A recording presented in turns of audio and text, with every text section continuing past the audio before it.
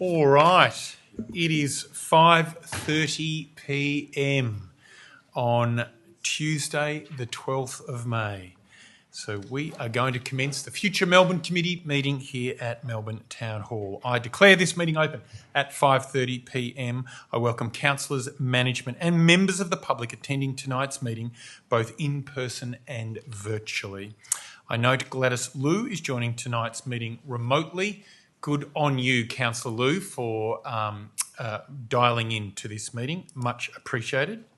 We are meeting on Wurundjeri Woiwurrung country, and I respectfully acknowledge the traditional owners of the land we govern, the Wurundjeri Woiwurrung and Boonwurrung peoples of the Kulin, and pay respect to their elders, past and present. We acknowledge and honour the unbroken spiritual, cultural and political connection that they have maintained to this unique place for more than 2,000 generations. This meeting is being streamed live and the recording will be published on Council's website by close of business tomorrow. The unconfirmed minutes of this meeting will also be available from the Council's website as soon as practicable. I request that all mobile phones be turned off or to silent for the duration of the meeting. Apologies have been received from Councillors Kevin Louis and Councillors Raphael Camillo. Councillor Camillo is currently attending the Chengdu International Friendship Cities Cooperation and Development Conference on behalf of the City of Melbourne. Good on you, Councillor Camillo. We move on to agenda item 2, disclosure of conflicts of interest. If any councillor has either a general or material conflict of interest in relation to a matter to be considered by committee, please disclose the type and nature of your interest prior to consideration of the item. Moving on to agenda item 3, reports from management. There is one of those for tonight in this special FMC meeting. Agenda item 3.1, annual planning and budgeting 2026-27 submissions hearing. Now, in relation to this agenda item, I advise there have been 69 requests received to make a verbal submission. And that following the publication of this report, Council received an additional 5 written submissions. Submitters will shortly be invited to address the committee, and you will have 3 minutes to make your address. It is the intention of the committee to adhere to this time limit, and to assist you, a bell will ring at the completion of 2 minutes, signalling that you have 1 minute remaining to conclude your address. Another bell will sound to signal the time allocated for you has finished. And I hope you're all sitting there doing the maths in your head. 69 requests to speak times 3 minutes, that's quite an amount of time. And so we will do everything we can to try and keep things moving this evening while being courteous at the same time. Now, would councillors like a presentation in relation to this item? No. In that case, we will now move on to the speakers who have requested the opportunity to address the committee in relation to this matter. And I will begin by calling Justin Hannay, who has requested the opportunity to address us. It's fantastic to see you, Justin, back at Melbourne Town Hall. You probably don't need to say this, but please make your way to the lectern, and a gentle reminder that you have 3 minutes. Thanks, Lord Mayor. Thanks, councillors. And councillors, Andrew Negrelli is, I think, directly after me. Is that correct? That is correct. Terrific. Followed by Katie James. Terrific. And look, and Katie is here just in case there is a question. I think she just has a minute at the end in terms of any questions. Katie approached me. Katie is the General Manager of the Special Olympics Australia, and she approached me maybe about 6 or 7 months ago, recently appointed to the General Manager role. So for those councillors that were here when I was here at the City of Melbourne, Katie ran pretty much the events, and the events around recovery. Those of you who remember the busking, Tones and I, Kate Sobrano, Paul Kelly, etc., that was all of the doing behind that was Katie. So to some degree, I felt as though I owed her. I'm doing some pro bono and some volunteering work with Katie and the Special Olympics. Lord Mayor, the Special Olympics are being held this year on the 19th to the 23rd of October. They're being held here in Melbourne. They haven't been held here in Melbourne for 14 years. The Special Olympics had its 50th anniversary this year, and it had a great event at the MCG. And Councillor Gladys Liu was there, and Councillor Liu, we thank you for your support. That event raised about $20,000. And also a donation from Metcash, which is IGA, for $50,000. Councillors, if you're not aware of the Special Olympics, when it meets, there's about 1,000 athletes that will participate. It might be up to 1,300 athletes, but at least 1,000 athletes that will participate. In addition to the athletes and those that are travelling here to Melbourne, there'll be carers, there'll be coaches, and there'll be family. It's estimated that there'll be some 6,000 people that will be coming from interstate here to the great city of Melbourne to both participate and to observe and to champion their athletes. The open ceremony alone will attract about 5,000 attendees. And at this point, where the games are at risk. They're at risk because it doesn't have necessarily the funds to run the event. We're seeking $150,000 support from the City of Melbourne to support the event. Why? Look, I note the event's budget's been lifted from $32 to $41.2 million, and it's outstanding to see Sarah Kwan's appointment to tourism. She's an outstanding operator. The ask of this is 0.003% of that budget to support the event. I failed in bringing the two fashion events together. The state has one and the city has one. I wish we could have done that, but I would say to you, a fraction of that budget towards this event would mean that the opening games would see possibly 5,000 to 10,000 people attend. Last comment, what that money will be used for, if provided, would be to support the volunteerism and really run a strong volunteering campaign, and also to support directly the opening ceremony, which the City of Melbourne would be given some naming rights to. Your question might be, what about the state government? The state government have also offered $50,000, and we're in conversation with the state government and the Treasurer about increasing their grant, and we're after $300,000 from the state government. Thanks, Lord Mayor. If I can introduce Andrew. Andrew's a 20-year athlete, Olympian athlete, and Andrew's got a few words to say. Fantastic. Thanks, Andrew. Welcome to Melbourne Town Hall. Good evening, councillors and all. My name is Andrew Negrelli, and I've been part of the Special Olympics for over 20 years. I do tennis in the summer and snow skiing in the winter. Before I started Special Olympics, I played mainstream basketball, and I felt like I didn't belong because there wasn't enough people with disability. I was given the opportunity to come and try basketball at Power Assist, Basketball Leave, where Special Olympics had teams playing. And that's when I ended up joining. Need to move this down a minute. Being part of Special Olympics for over 20 years has changed my life because I didn't know about it in my childhood years. Sport is a very big part of my life. Through involvement in sport, I've been given many opportunities that I wouldn't been even to do, so even to know about. Many of these opportunities are because of being part of Special Olympics Athlete Leadership Program since 2017. This has helped me grow as a leader and also helped me raise awareness about Special Olympics. I've been able to be the voice of Special Olympics in lots of different places, such as speaking to this important committee today. I was also one of the first athlete leaders to join the State Committee for Special Olympics. I've been to 4 national games and also skied in the World Winter Games in Turin last year, where I won a silver medal.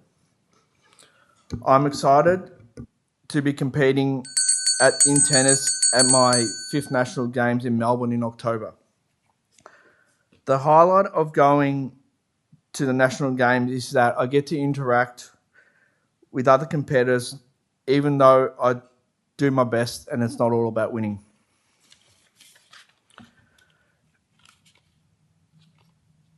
Our athlete oath is let me win, but if I cannot win, let me be brave in the attempt. All of our athletes are brave in their attempt, and the most important thing is that they are participating in sport. Having the National Games in Melbourne means that Victorian athletes have lots of supports from their families, and we also get to use the amazing facilities here in Melbourne. We can also make new friends from other states and show them how great Melbourne's sporting facilities are. Thank you for listening. Thank you very much, Andrew. I now invite Katie James, if she wants to address us on, I believe, the Special Olympics as well. Thank you, Lord Mayor. I didn't want to use any time, but I just wanted to see if there was any further questions. Who else is bidding to host the Special Olympics? Ooh. Well, so Melbourne has secured the National Games. So we're coming in October, but we're the qualifier for the World Games next year. So Team Australia are qualifying to go to Santiago in Chile next year. So it's the first time that it's been back to Melbourne in 14 years. So hopefully, we're sort of celebrating that we're coming in. All right. Any other questions from councillors? No. Oh, sorry, Councillor Phil Lalou. Remind me, I do note, obviously the state government was going to host, I guess, the Commonwealth Games here, but and obviously they're not anymore, and they're paying others to actually host it somewhere else and everything. Was this part, I guess, of the Commonwealth game, or was it separate and everything, and is that something that we can, I guess, explore, and what is the conversation with, I guess, the state government? Yeah, great question. So National Games has $50,000 from state government as a grant that has been received. There is an ongoing conversation with ministers and a potential support from the state, but at this point nothing has been confirmed. In terms of the relationship with the state and the Commonwealth Games, they have been running separately. So we are in its 50th year. We're planning the next 50 years. We're having active conversations with federal and with state to make sure that we are part of the conversation. Great. Any more questions for Katie? No, in that case, thank you, Justin, Andrew and Katie for addressing us on that important matter. Our next request to speak comes from Kate Kennedy from the mighty Kensington Association. I'm not sure from my notes here whether Kate is joining us in person or online. I can't see her here in the audience, so I'm assuming, okay, I'll put a mark there. We move on to our next on my list is Patrina Alexander from Community 3004. Is Patrina with us on Zoom? Hello there. Wonderful. We can hear you, Patrina. We can't see you as of yet. Did you want to address us in video Yes. and audio form? All right. We'll just... I'm happy with either or both. I have got some slides that I've sent through, so I'll just take you through them. So good afternoon, councillors, and my name is Patrina Alexander. I'm the president of Community 3004, and today I'd like to talk you through the opportunity for Faulkner Park to be a more inclusive space for people other than sports lovers and dog walkers. So for those of you that know the area, you'll know that there's a lot of high-rise apartment blocks, and 78% of people are actually in apartments. 33% are migrants, and we've got 20, I can't see what, 20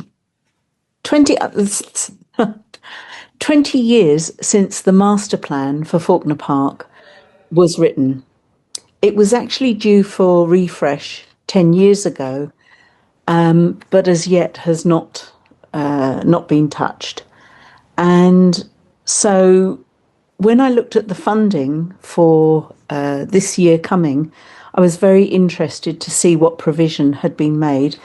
But out of the 164 pages, there is no funded action for this year. So, next slide, please. So I have 4 asks for you today, and none of these will actually cost you any more than you've already got allocated. I think it's the way that things are allocated that I'm appealing for.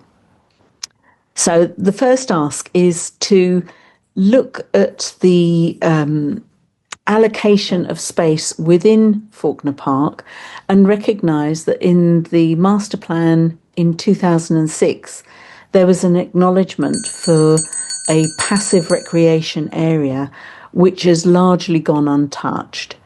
And also that the disability, the DDA has got provision for more accessible use. And we're looking at the North Pavilion, which is currently used as a sports space, as potentially sharing it with a maker space. That's what we would like to be able to use it with. We think that the master plan should be refreshed, and we'd like to do it in collaboration with council so that it really has the voice of locals represented in that refresh. And to do that, I'm looking for formalising the relationship of the newly incorporated Community 3004 as the delivery partner to help. You know, we've got a host of volunteers that are really keen to get involved, and we want to be able to activate the space with the North Pavilion. So, next slide, please. And this is our proof point. Faulkner Park Friends, which is the community group that has been running Neighbour Day for the last 2 years. We piloted it in 2005 and again in 2006. And we had over 150 people attend. And the feedback was, very positive. We had 15 people that helped us, deliver that day. And the feedback was, that everybody we spoke to said that they felt a growing sense of belonging. So that's wonderful, Petrina. We can all see those numbers on the screen there. 4.7 out of 5 for Community Vibe. That's a good rating. Your 3 minutes have expired. Oh, I'm sorry.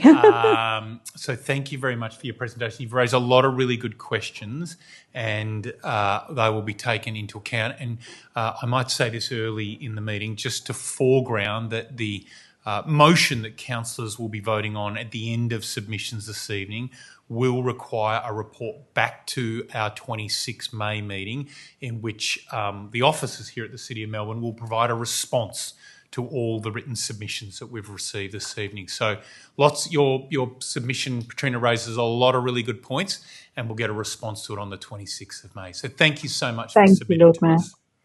Excellent. All right. Let's move on to Neil Head, who requested the opportunity to speak to us this evening. My notes indicate that Neil is planning to be here in person. Can't see Neil in the room. Is Neil online? No. All right, we'll move on to Lynn Allison, who my notes indicate is addressing us on Zoom. We've got Lynn. Fantastic. She's talking about the Westgate biodiversity matter. So we might ask for Lynn to please be brought up on the screen so we can see and hear her.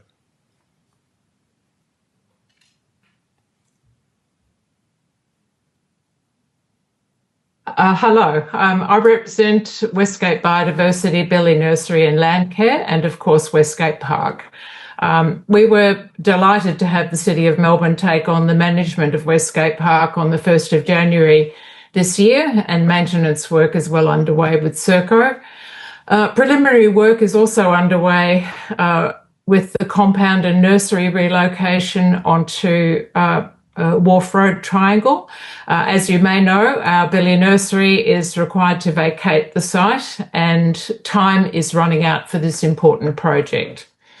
However, we were disappointed to know that another whole year will pass without some of the urgent work needed to be done in Westgate Park. There are some urgent and worthy initiatives that we'd like Council to consider. As Council would know, Billy Nursery is currently housed in Williamstown Road, and that site must be vacated, as far as we know, by December this year. The old glass houses and other structures currently in use there are not able to be relocated. So new equipment, including polytunnels, will be required.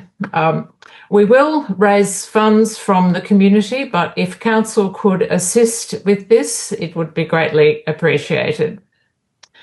Wayfinding and other signage has always been inadequate for this large park, and the old Parks Victoria signs are still present in many areas. We suggest a modest upgrade of signage on main routes in the park and better displays at the entrance. Cycling, as you would know, is very popular through the park, but the main paths and the Bay Trail in some prominent areas are just dirt and muddy after rain and then dry and cracked. Bike trails, we think, are important means of transport as well as recreation and exercise, and they should be part of the City of Melbourne network of cyclists.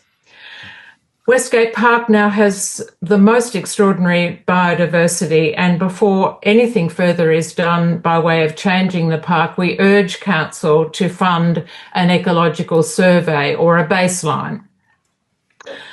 It's very good to see the Green Line coming along the Birrarung, and with almost a kilometre of Birrarung frontage in Westgate Park, we hope to be included in Council's deliberations. And finally, over the last year or so, we've had people sleeping rough, lighting fires, moving logs and benches around. Now, we know this is a difficult problem, and Serco is assisting very much, but if there are ways to minimise antisocial behaviour, especially at night time, we would appreciate it. Thank you. Thank you. Lynn came in second perfect there, and thank you for your many, many years of advocacy and volunteer work around the Westgate Park. We will duly note everything you've submitted and look forward to the response. All right, we move on to our next request to speak, which is from La Mama and Caitlin Dullard. Do we have Caitlin online? Fabulous. Let's bring Caitlin up onto the big screen if we can. There you are. Great to see you. See you. Good evening, councillors. Thank you for the opportunity to speak tonight. My name is Caitlin Dullard and I am the CEO at La Mama Theatre. For almost 60 years, La Mama has been part of the cultural heart of Melbourne.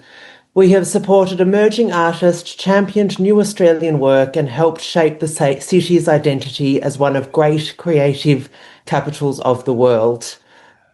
We welcome the direction of the City of Melbourne's draft budget and recognise the strong alignment between its priorities and the work of the independent arts sector.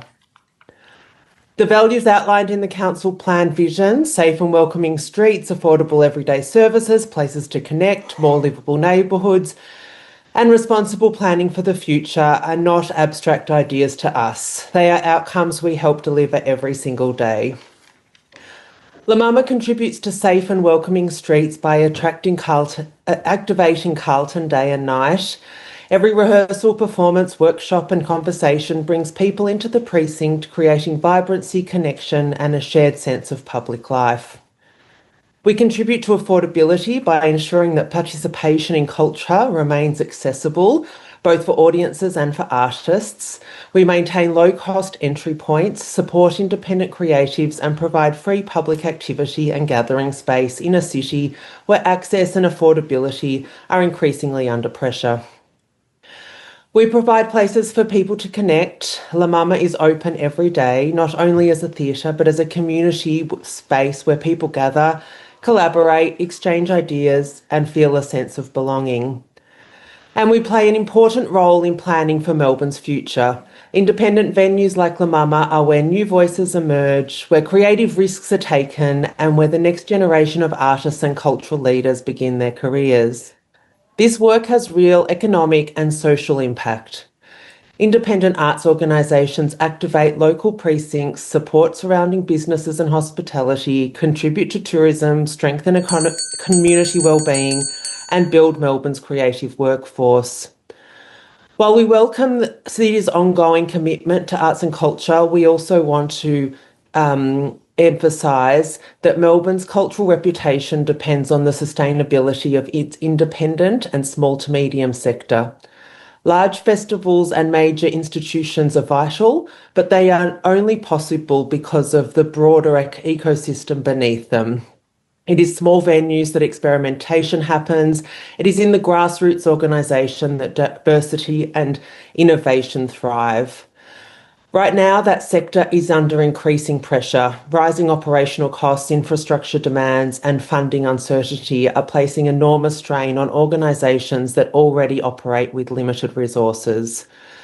We therefore encourage the City of Melbourne to continue strengthening support for the independent sector through increased operational funding, multi-year funding structures and targeted investment to small venues as essential cultural infrastructure. Because supporting independent arts is not only an investment in culture, it is an investment in community wellbeing, in economic activation, in social cohesion and the livability of Melbourne itself. La Mama is proud to play its part in helping realise the city's vision for a safe, connected and vibrant Melbourne, and we look forward to continuing the partnership into the future. Thank you. Excellent. Thank you very much for the, Caitlin, and thank you for all the great work of La Mama. Was there a specific quantum that you're seeking in terms of support? We're currently sitting on $72,000 a year until the end of 2027. We really would like to see that be at least $100,000 a year. Okay. All right. Thank you very much for that. Thanks for presenting to us this evening. Thank you. Okay, we'll move on to no more further questions there, I don't believe. No, okay. We move on to our next submitter, which is Fifi Liao. Is Fifi Liao here? Fifi, please make your way to the lectern.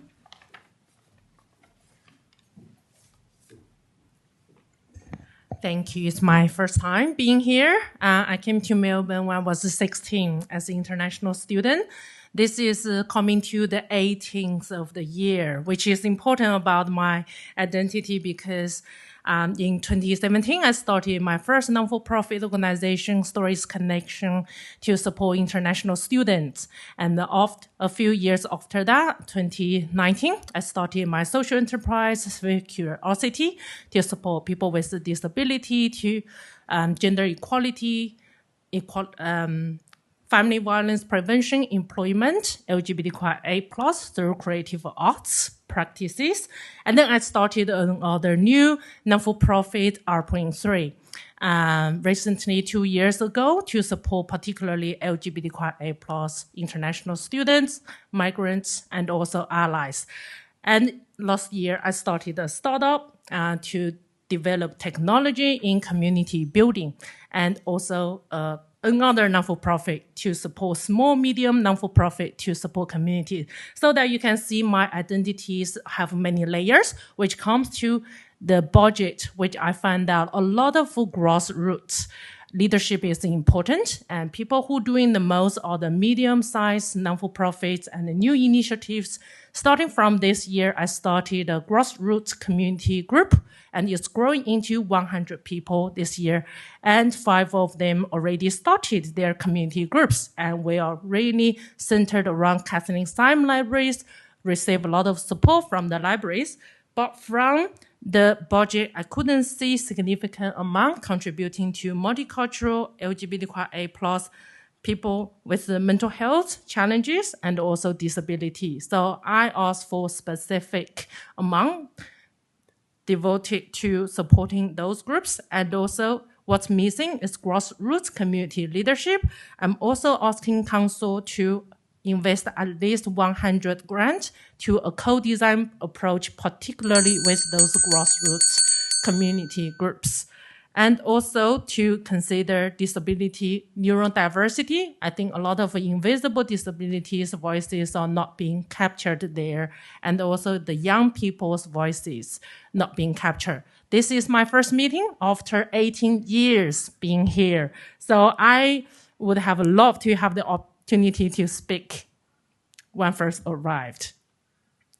And a lot more details, figures, numbers are in my submission. So, am I time up?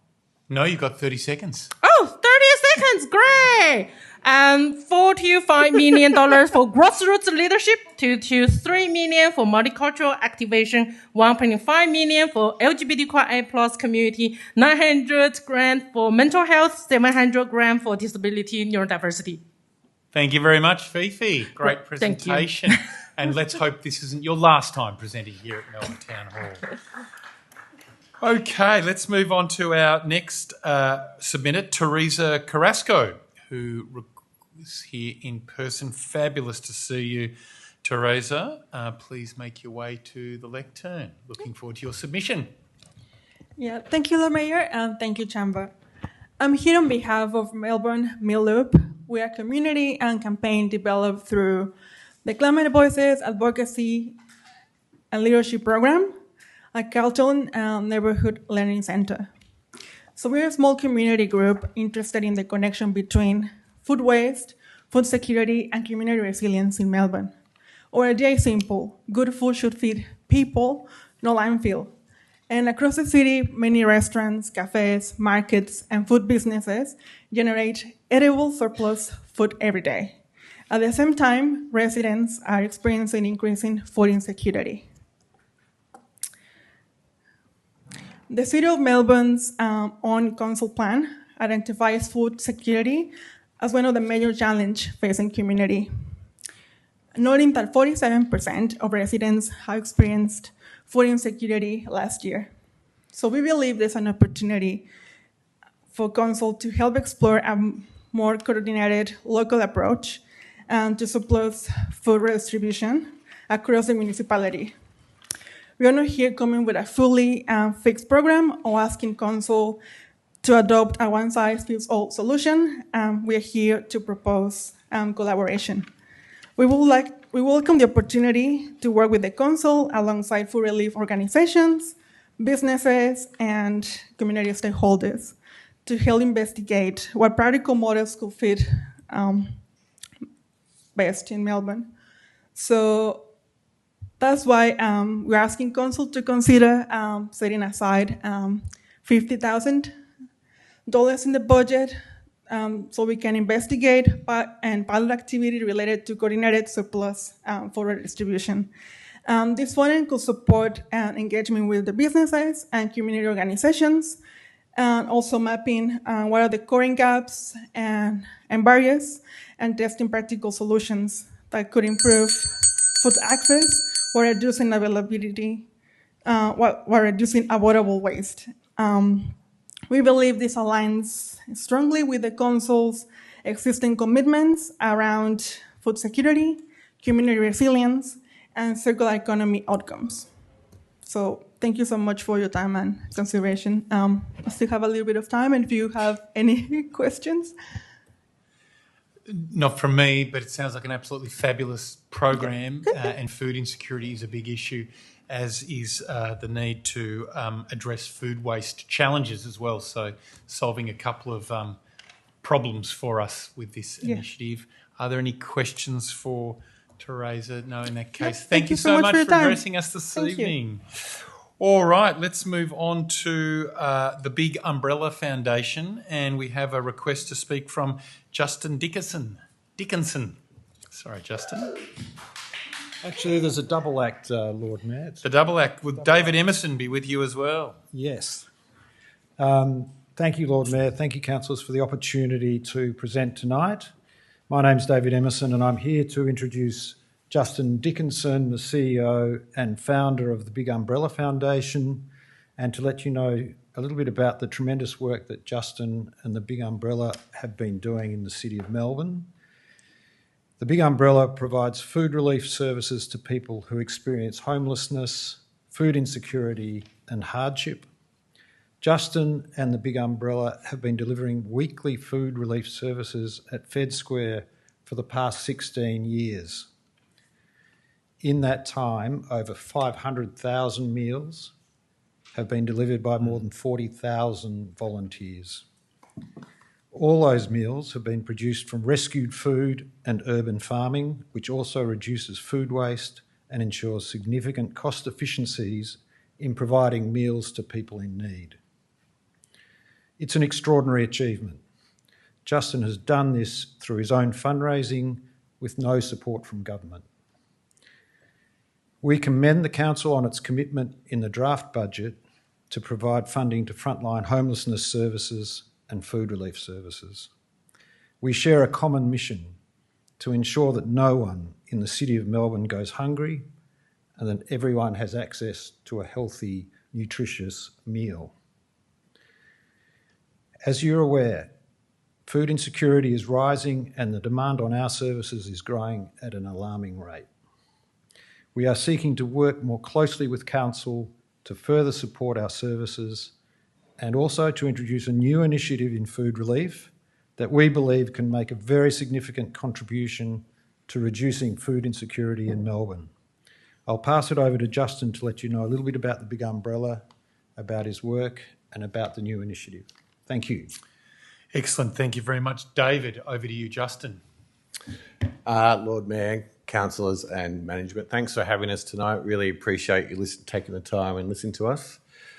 47% of people in the City of Melbourne suffer from food insecurity. This is all something we know, and it's an alarming fact. It's nearly 1 in 2. It's mind-blowing, especially when there's $39 billion worth of food gone to landfill every single year in this country.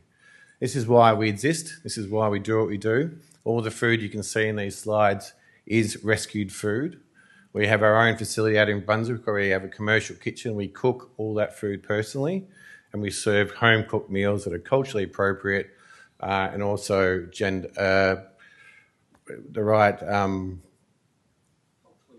culturally appropriate meals, vegetarian meals, that's what I was looking for. What I'm going to show you now is a better way to do this. This meal service cost me $150,000 a night to run for 12 months. We run 2 of those nights. We've been doing it for 16 years. It's costing me nearly $350,000 for the whole year just to run 2 nights. What I'm about to show you now is a new initiative called Eat ATM. Imagine getting a meal 24 hours a day, 7 days a week, free of charge. And I'm going to let one of my friends, Ed Sheeran, do the talking here. Play the video. Music megastar Ed Sheeran is leaving a legacy in Melbourne with his homemade lasagna coming to a special hot food vending machines. It's a groundbreaking initiative to help the homeless, but his specialty dish will be available to all.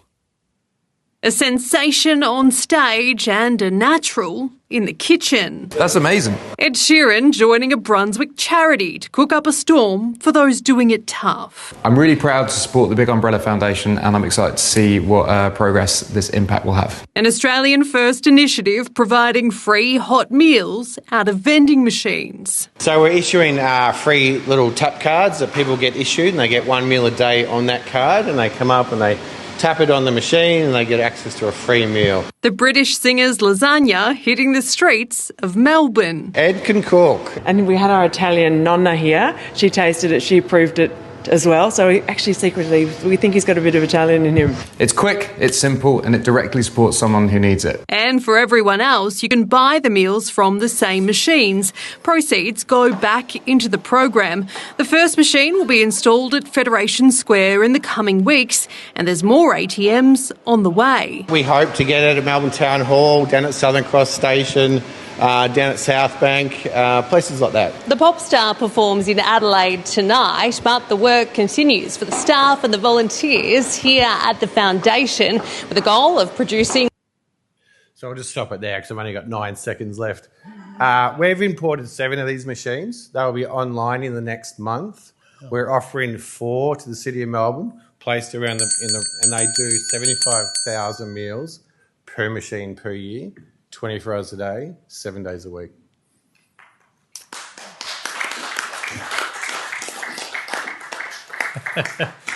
Well, thank you, David. Thank you, Justin. Just tell us again, what will it cost the City of Melbourne? We're asking for $100,000 and it will be sponsored over 4 machines and you get 300,000 meals out of those 4 machines, 24 hours a day. That's 100,000 for a year? Yeah. Yep, great. Yeah. Okay. Thank you. Any Thank you. questions from councillors?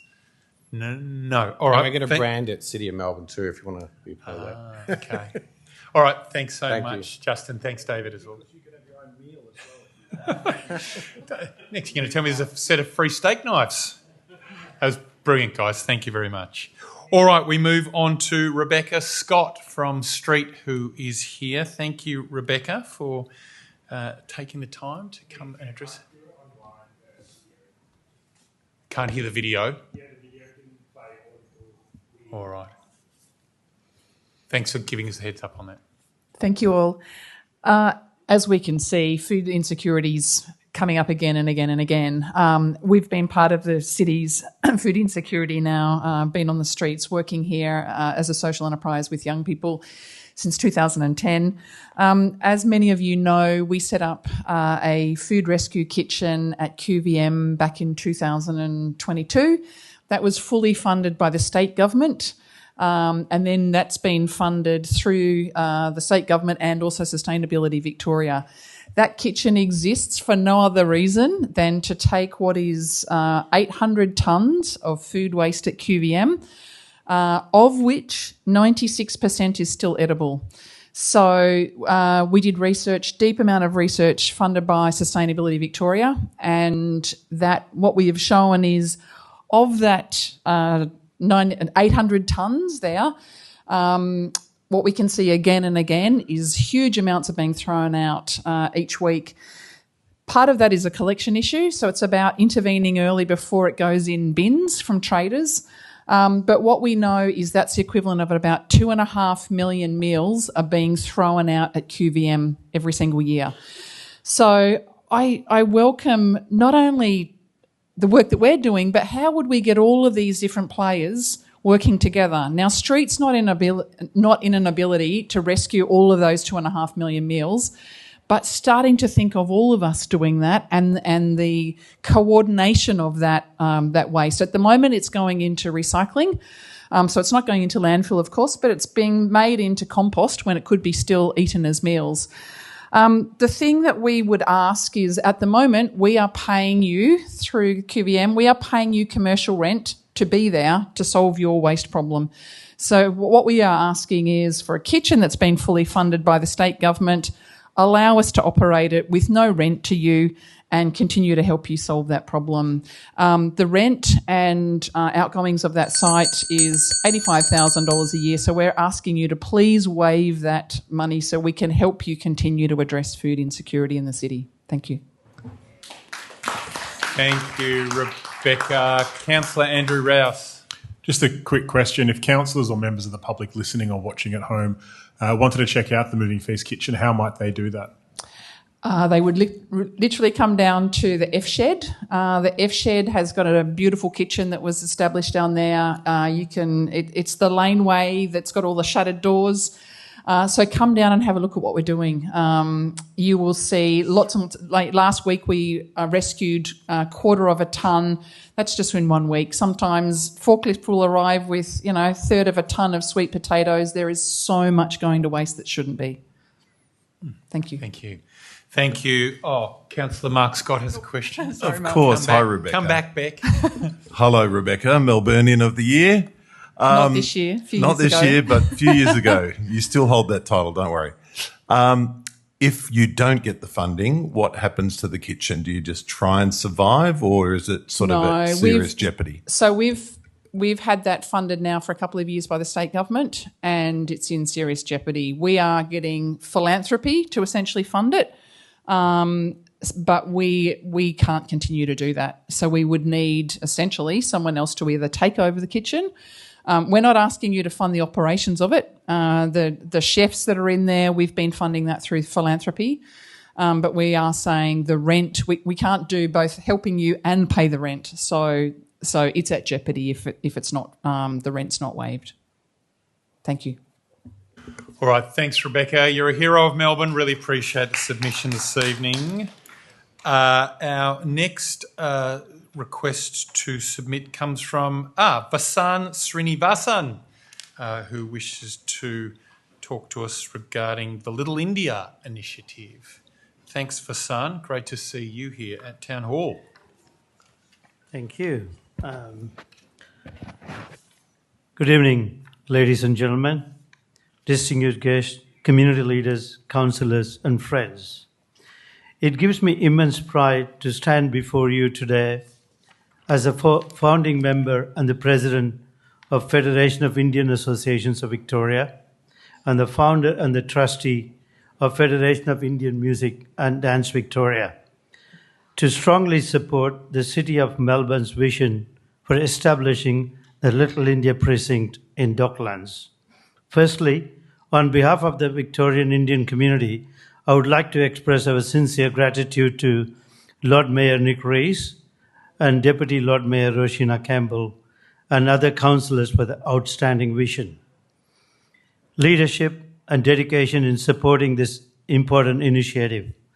Their commitment to multiculturalism and community inclusion deserves genuine recognition and appreciation. The announcement of the initial budget allocation of $1.2 million is a positive and historic beginning. It sends a message that the Indian community, one of the fastest growing and most vibrant multicultural communities in Australia, especially in Victoria, is valued and recognized. However, respectfully, I must also say that for this project to become truly viable, meaningful, and internationally significant, the investment must go beyond $1.2 million. To create a world-class cultural precinct that reflects the richness, diversity, and economic contribution of the Indian diaspora in Victoria, we believe a minimum investment of $5 to $10 million is required. This is not simply a signage, decorations, or festivals. This is about creating a permanent cultural, tourism, business, and community destination that will benefit all Victorians and Australians.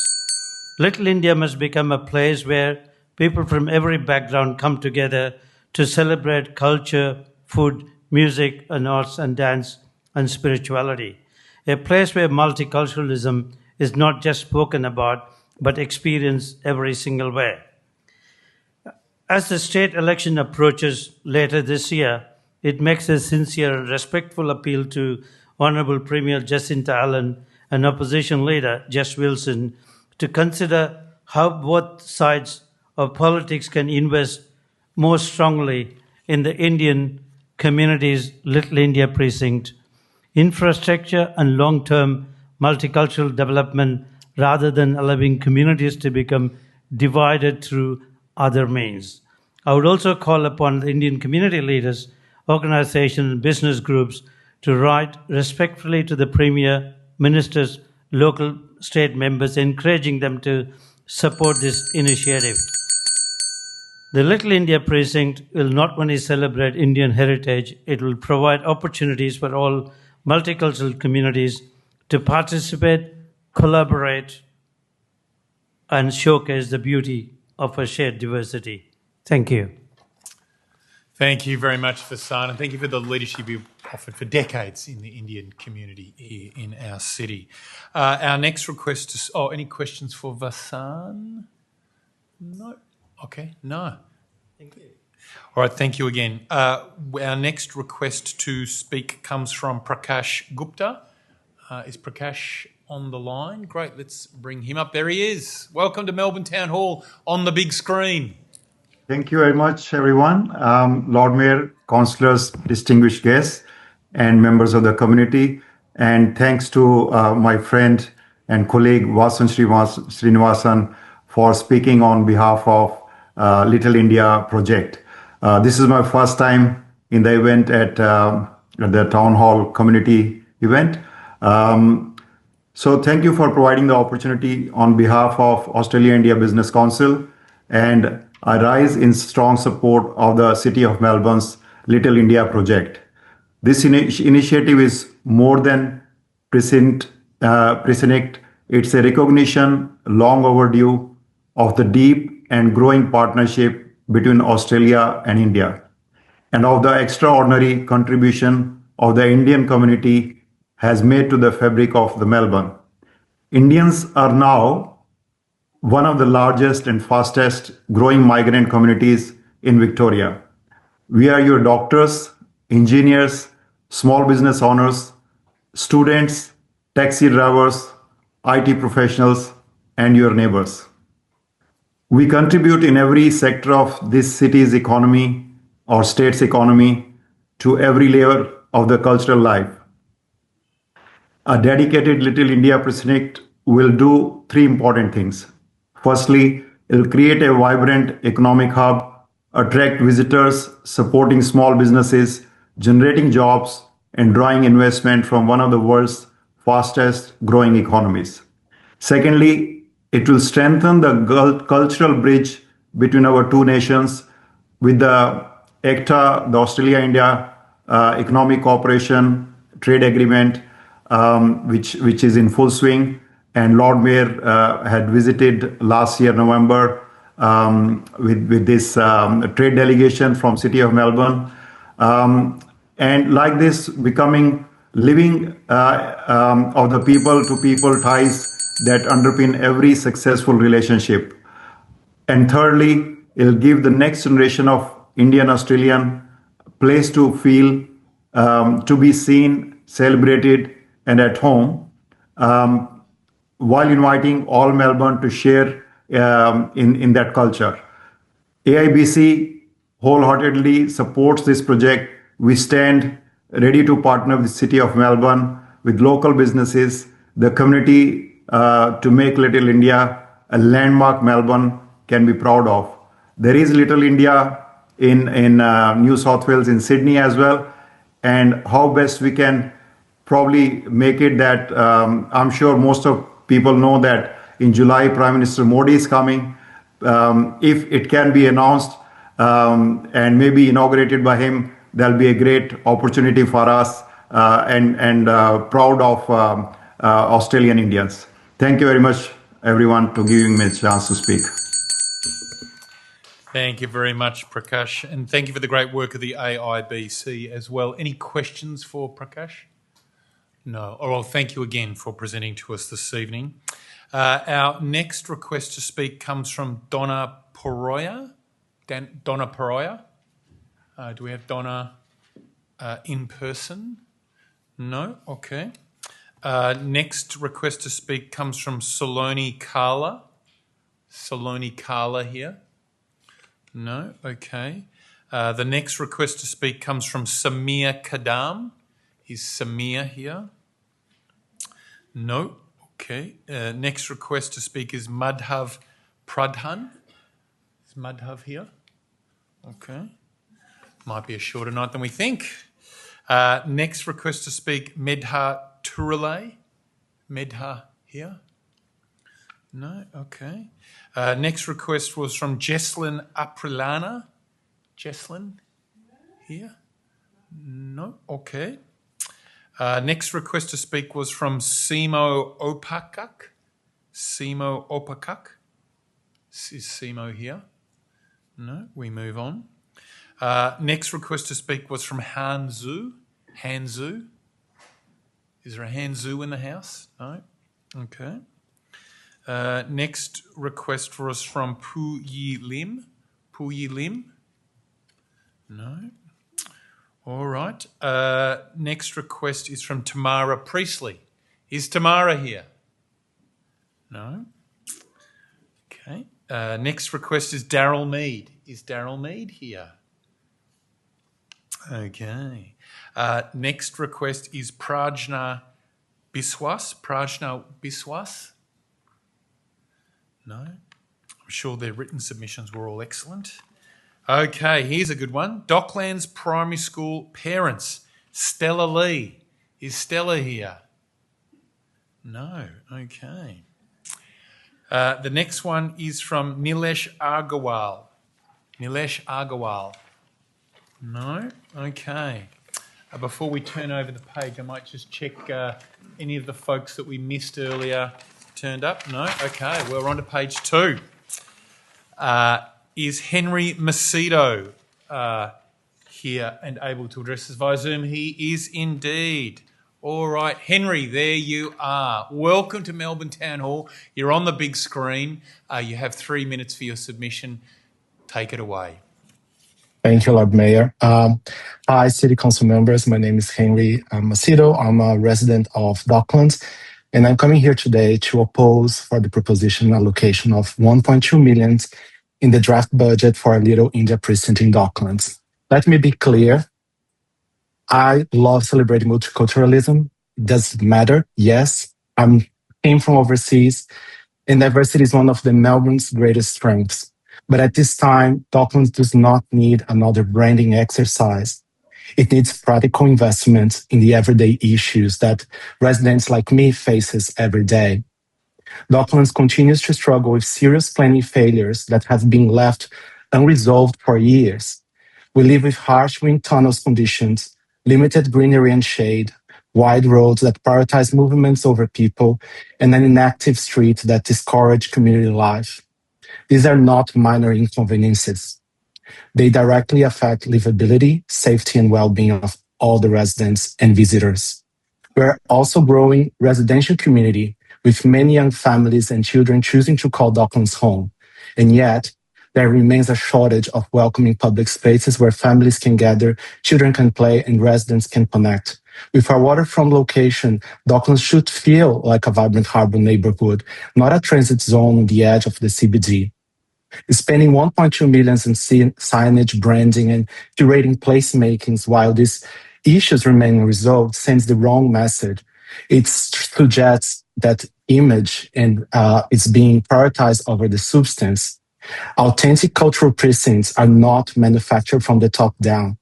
They grow organically through people, business, culture, and community energy.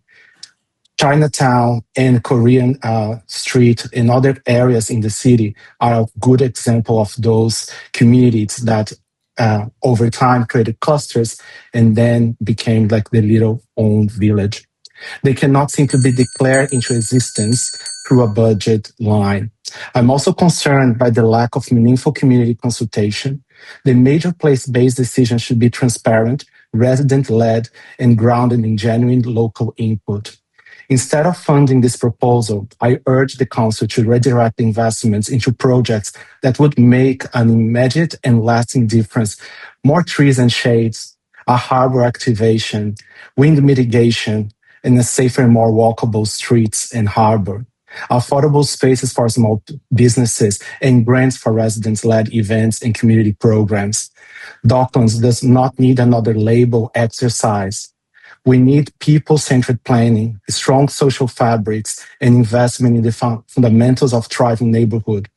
Those are going to be like the grassroots for later on a little India to raise and maybe be placed in Docklands. But at this time, this shows like the wrong message to our community and the residents. I respectfully ask Council to reconsider this allocation and put residents of Docklands first. Thank you. Thank you for your submission, Henry. Any questions for Henry? Deputy Lord Mayor Rashina Campbell. Thank you, Lord Mayor. I wanted to thank Henry for his submission and taking the time to address us. My question is not for him, it's for Sarah Kwan, one of our officers, in relation to the matters that Henry has raised about other needs in the Docklands community and the process for community engagement, what is planned to occur.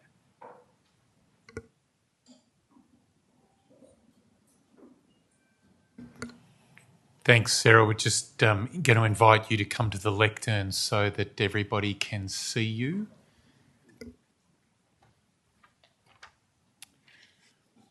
And folks at home will be able to hear you as well. Thank you, Lord Mayor, Deputy Lord Mayor, councillors. Henry, thank you for your submission. Just a few brief words from management to contextualise where we're at with this project. Council will engage with both the Docklands residents and the Indian diaspora community to confirm the overall offering for Little India. However, ideas under consideration include outdoor cooking and dining facilities, increased recreation facilities, including sporting courts, public art, family-friendly initiatives, cultural events, and greater connection to existing services and activities.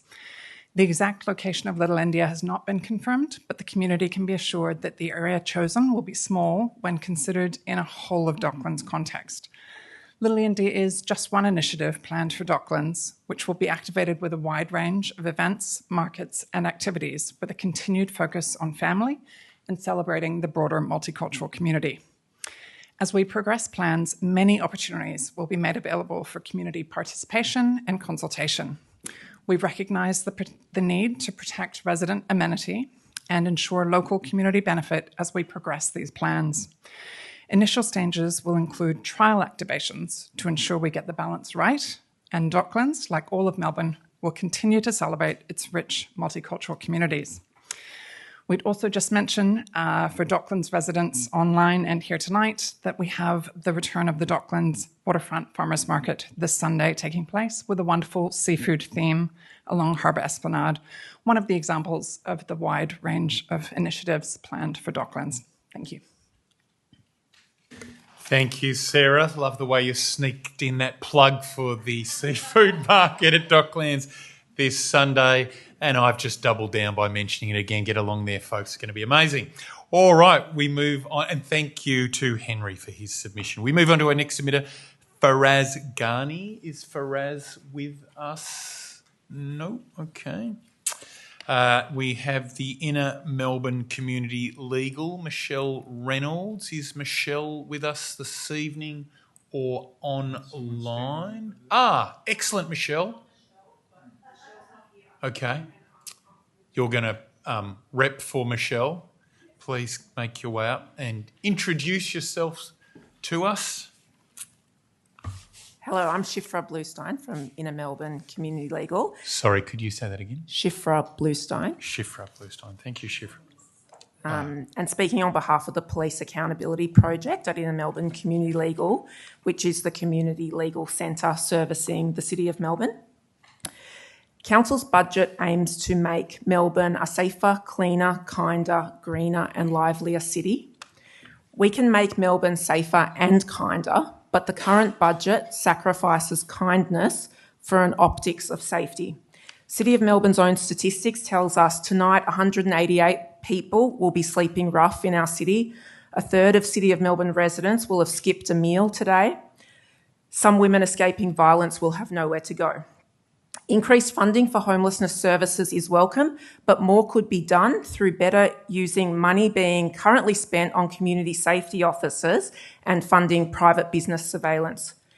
The CSO program duplicates the doubled police presence in the CBD. It is also ineffective, wasteful and legally risky. Community safety officers do not have the qualifications or skills to conduct support functions. The way Council has blurred lines between support and enforcement roles is very problematic. The evidence is overwhelming. Support should be provided only by people with the right qualifications and experience.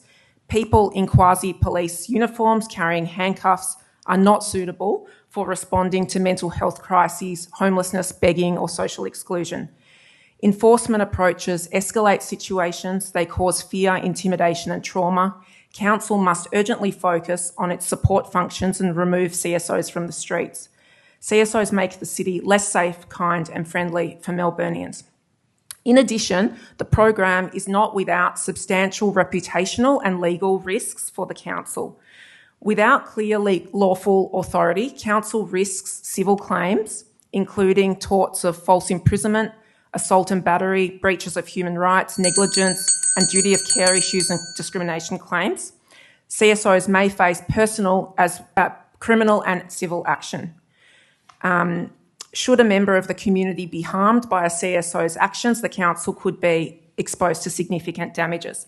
Councillors, you are elected by residents and business owners to make decisions on the local issues that impact all who live, work and visit our city. We know you take your job seriously. This budget risks going beyond the remit of your role into state powers of law enforcement and surveillance, which poses legal questions but also efficiency questions. Is this the best way to spend limited council funds where what is needed is not ineffective punitive measures but support and services? We implore you, a better way to spend the $2 million+ allocated to the CSO program and CCTV surveillance is to directly fund services and support for people at risk and experiencing homelessness in the CBD, so everyone has a safe place to go to feel safe. Thank you. Thank you, Shifra. Any questions for Shifra? Any questions? Councillor Dr. Ball. Thank you, Shifra. I think you'll find it's a great deal more than $2 million. Oh, apologies. You mentioned council may be exceeding its powers as a local government. Can you give us an example? One example that we're concerned about is that citizens' arrest powers are carefully defined and circumscribed under the Crimes Act. To date, we have not seen evidence that those designing and administering the CSO program understand the limits on council's use of those powers. That means every time a CSO is conducting a citizen's arrest, including where they use force, including handcuffs or restraint, council is risking tort liability and damages payouts for its officers' transgressions of the limits imposed by the legislation. A court could also award exemplary damages against council which are used to, signify significant or systematic unlawfulness. That's one example. Did you have other examples? That's our main concern at this point, but we're continuing to look at it, and I'm happy to take that on notice. Thank you very much. I wondered if there's relevant litigation that could affect us. I mean, demonstrating I'm the sure risks that you've councillors would identified. be aware of the recent Queensland Supreme Court case involving Moreton Bay Council, where Moreton Bay Council lost costly litigation and suffered enormous reputational harm with its practices of clearing homeless encampments found to breach fundamental human rights, and this was, plastered all over newspapers across the continent.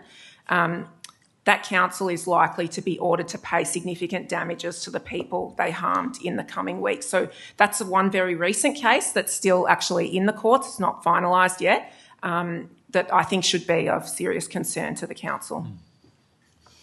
Thank you very much. All right. Thank you, Councillor Dr. Ball. Thank you, Shifra. Our next request to speak is from Sarah Berryman. Is Sarah joining us via Zoom? We've got Sarah. Fabulous. You're on the big screen here at Town Hall, Sarah. Welcome. We don't have audio. We might just give you a moment. Check you've got the audio. We can see you. Can you hear me? We can now. You've got 3 Fantastic. minutes, Sarah. Go for it. Awesome. Good evening, councillors. Thank you for allowing me the opportunity to make a submission to you this evening. My name is Sarah. I'm a resident of West Melbourne, and I'm speaking tonight in relation to the proposed increase in funding for the Community Safety Officer program. By way of context, I have a professional background in auditing, compliance and quality assurance and data science. So I approach this issue through the lens of evidence-based decision making. I'm speaking as I understand it, the program is still in its early stages and was established less than 12 months ago. And as of yet, this program has yet to be formally evaluated. For that reason, I am concerned about allocating additional public funding to a program whose effectiveness, value for money, and impact on the community remain unproven. Given that many Melbourne City councillors are members of the Liberal Party, which has traditionally positioned itself as the fiscally responsible party, I urge the council tonight to apply that same standard here. Committing millions of taxpayer dollars to a program before its outcomes have been properly assessed would be difficult to financially justify. This concern is only heightened by the fact that several community organisations have raised questions about the potential harms such a program may create. At a time when many Melburnians are under intense cost of living pressure and homelessness is becoming an ever more urgent issue, council should prioritise investments that are proven to deliver meaningful public benefit. In my view, that means directing this funding toward evidence-based measures such as social housing. Whether through accelerating existing social housing projects or investing in new ones, this approach would provide a clearer, more lasting value to community than further funding a program that has yet to demonstrate its effectiveness. Thank you. Thanks, Sarah. You raise important points there around evaluation. I'm wondering if Rick Kwasek, our General Manager Infrastructure, is present. Rick, are you able to please come up to the lectern and just update us on what the City of Melbourne is doing regarding an evaluation of the Community Safety Officer program? Thank you, Lord Mayor, and through you. The Community Safety Program was established to support safety and amenity in public spaces, and we've recently undertaken an evaluation, a 6-month evaluation. The program commenced in October 2025, and I'll read from the document that was recently shared with councillors around the evaluation. It covers the purpose of the program overview, and some of the deliverables through the program. Essentially, the program is intended to address issues which impact safety and perception of safety in our community. It responds to antisocial behaviour using de-escalation and negotiation techniques to keep people safe. Acts under the law and specific state laws where council has enforcement authority. Provides support for vulnerable people through welfare checks and referrals to support services. Issues directions or infringement notices, and where appropriate, intervenes in matters affecting community safety until police arrive. This approach ensures that our city remains welcoming for residents, workers and visitors while responding compassionately to those who need support. The program commenced in October, as I indicated, and currently comprises of 8 community safety officers, 2 supervisors and a coordinator, and the proposal for the coming budget is to expand that program and essentially double the number of officers. Officers undertake visible patrols, welfare checks and direct engagement in the public realm, and their role is to identify emerging risks early, stabilise situations through calm and respectful engagement, connect people with appropriate support, and prevent escalation and harm wherever possible. The program is designed to complement the police and specialist services, not to replace them. Where matters exceed the team's remit, officers disengage and refer to Victoria Police, Ambulance Victoria, or service providers in line with safety protocols and training. Training was mentioned as one of the key concerns. It's probably worth running through some of the training that the officers run through. So the effectiveness of the community safety program is underpinned by a structured training and workforce development framework. Officers are recruited with relevant experience and are required to maintain current competencies aligned with their role, legislative obligations, and the City of Melbourne's expectations. Officers complete a combination of nationally recognised competencies, specialist capability development, and mandatory City of Melbourne training. This prepares them to operate lawfully, safely, and compassionately in what is a complex public space environment. Training covers personal safety, self-protection, de-escalation and negotiation, dynamic risk assessment, lawful response options, first aid, emergency response, working with diverse communities, cultural safety, mental health awareness, trauma-informed engagement, and responding to behaviours of concern. As you can see, it's a fairly broad remit, and the training is quite extensive. CSO training does not encourage the use of force in everyday interactions with the public. They are trained in the lawful use of force, but the expectation is that it is only ever used as a last resort, such as to protect themselves or others, or when legally required during an arrest. Engaging with people experiencing homelessness and vulnerability, I think I'll just run through some of the elements there. A substantial proportion of the program activity involves people experiencing homelessness or other forms of vulnerability. We recognise and understand that homelessness encompasses diverse lived experiences. Many individuals have complex intersecting needs and service histories. Behaviours in public spaces are often linked to trauma, unmet health needs, or systemic gaps rather than the intent to cause harm. When engaging with vulnerable individuals, our officers perform welfare checks and repeated engagement to build trust with individuals. Referrals and handovers to support services, reconnecting individuals with providers they are already known to, supporting people during extreme heat and high-risk periods, and remaining with individuals until clinical or specialist support arrives, and there's been several instances of this. Just an example of the activity and some of the outcomes. From the commencement of the program till the end of March, the team recorded over 7,300 interactions, averaging more than 50 engagements per day, and the types of activity included more than 1,300 welfare checks, crisis response and ambulance referrals, first aid provision, repeated engagement with known individuals to maintain connection, de-escalation of potential issues, support to service providers, council staff and contractors, and engagements with residents, businesses and visitors.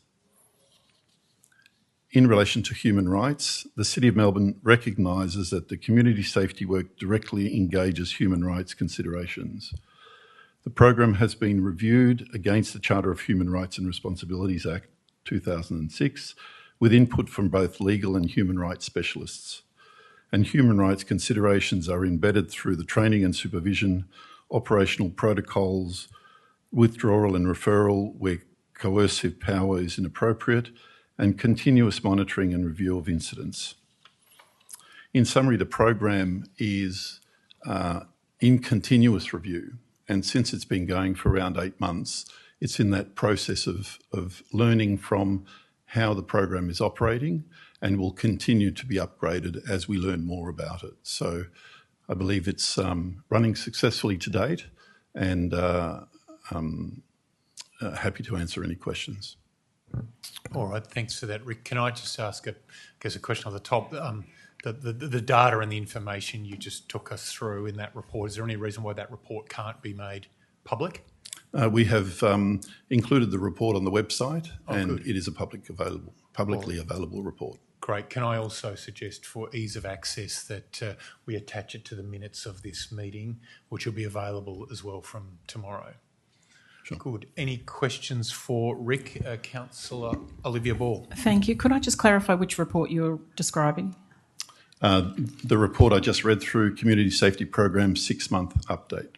That update is already published on the website? If it's not already published, it soon will be. It was available today, completed earlier today. It's a summary report that is an extract from the briefing paper that councillors were provided with about a week ago. I see. Thank you. Did you say in your statement that force is legally required during an arrest? I don't think I directly said that. I said if there's an arrest, force is only required if the officers are required to protect themselves or others in that type of situation. I think you said legally required. So I just wanted to know what laws require the use of force by CSOs. The CSOs are trained in the use of force in order to protect themselves or others, and they would do that under certain legal requirements. So I would have to go back to the specifics of the training to be able to answer that question in more detail. I see. Happy to provide that to councillors.